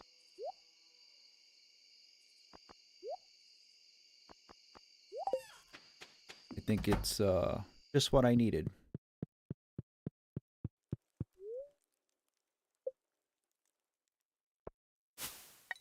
Oh. All right, friends. That's it for today. Thank you for hanging out. Thank you to my friends SW and Argentina for your donations today. 70 people have memberships because of you. I appreciate that very, very much. Stay tuned on the schedule for this week. I might hold off on actually releasing it till I find out what's going on with the bulldozer and the project and all that stuff this week. So I probably will not post the stream schedule today. But hopefully I can take a look at the weather and talk to the dozer guy tomorrow and kind of assess how much I'm going to be able to stream. It might not affect streams at all. Maybe I can work around it. But like I said, I might have to play with things and stuff around. I don't. But it's got to happen because it's holding up everything else I want to do on my property. So I can't wait till it's cold because then you can't get the work done. So, Charlotte, hello and thank you. But yeah, that's it for today, guys. I appreciate you all so much. Thanks for giving me some of your time. It really means a lot to me. Whether you are active in chat or not, um, every little bit of support means a lot to me. A long way. Thank you. Enjoy the rest of your Sunday. Make sure you get some rest. Good luck with the week ahead. That's it. As always, take care and remember to love yourself. You guys.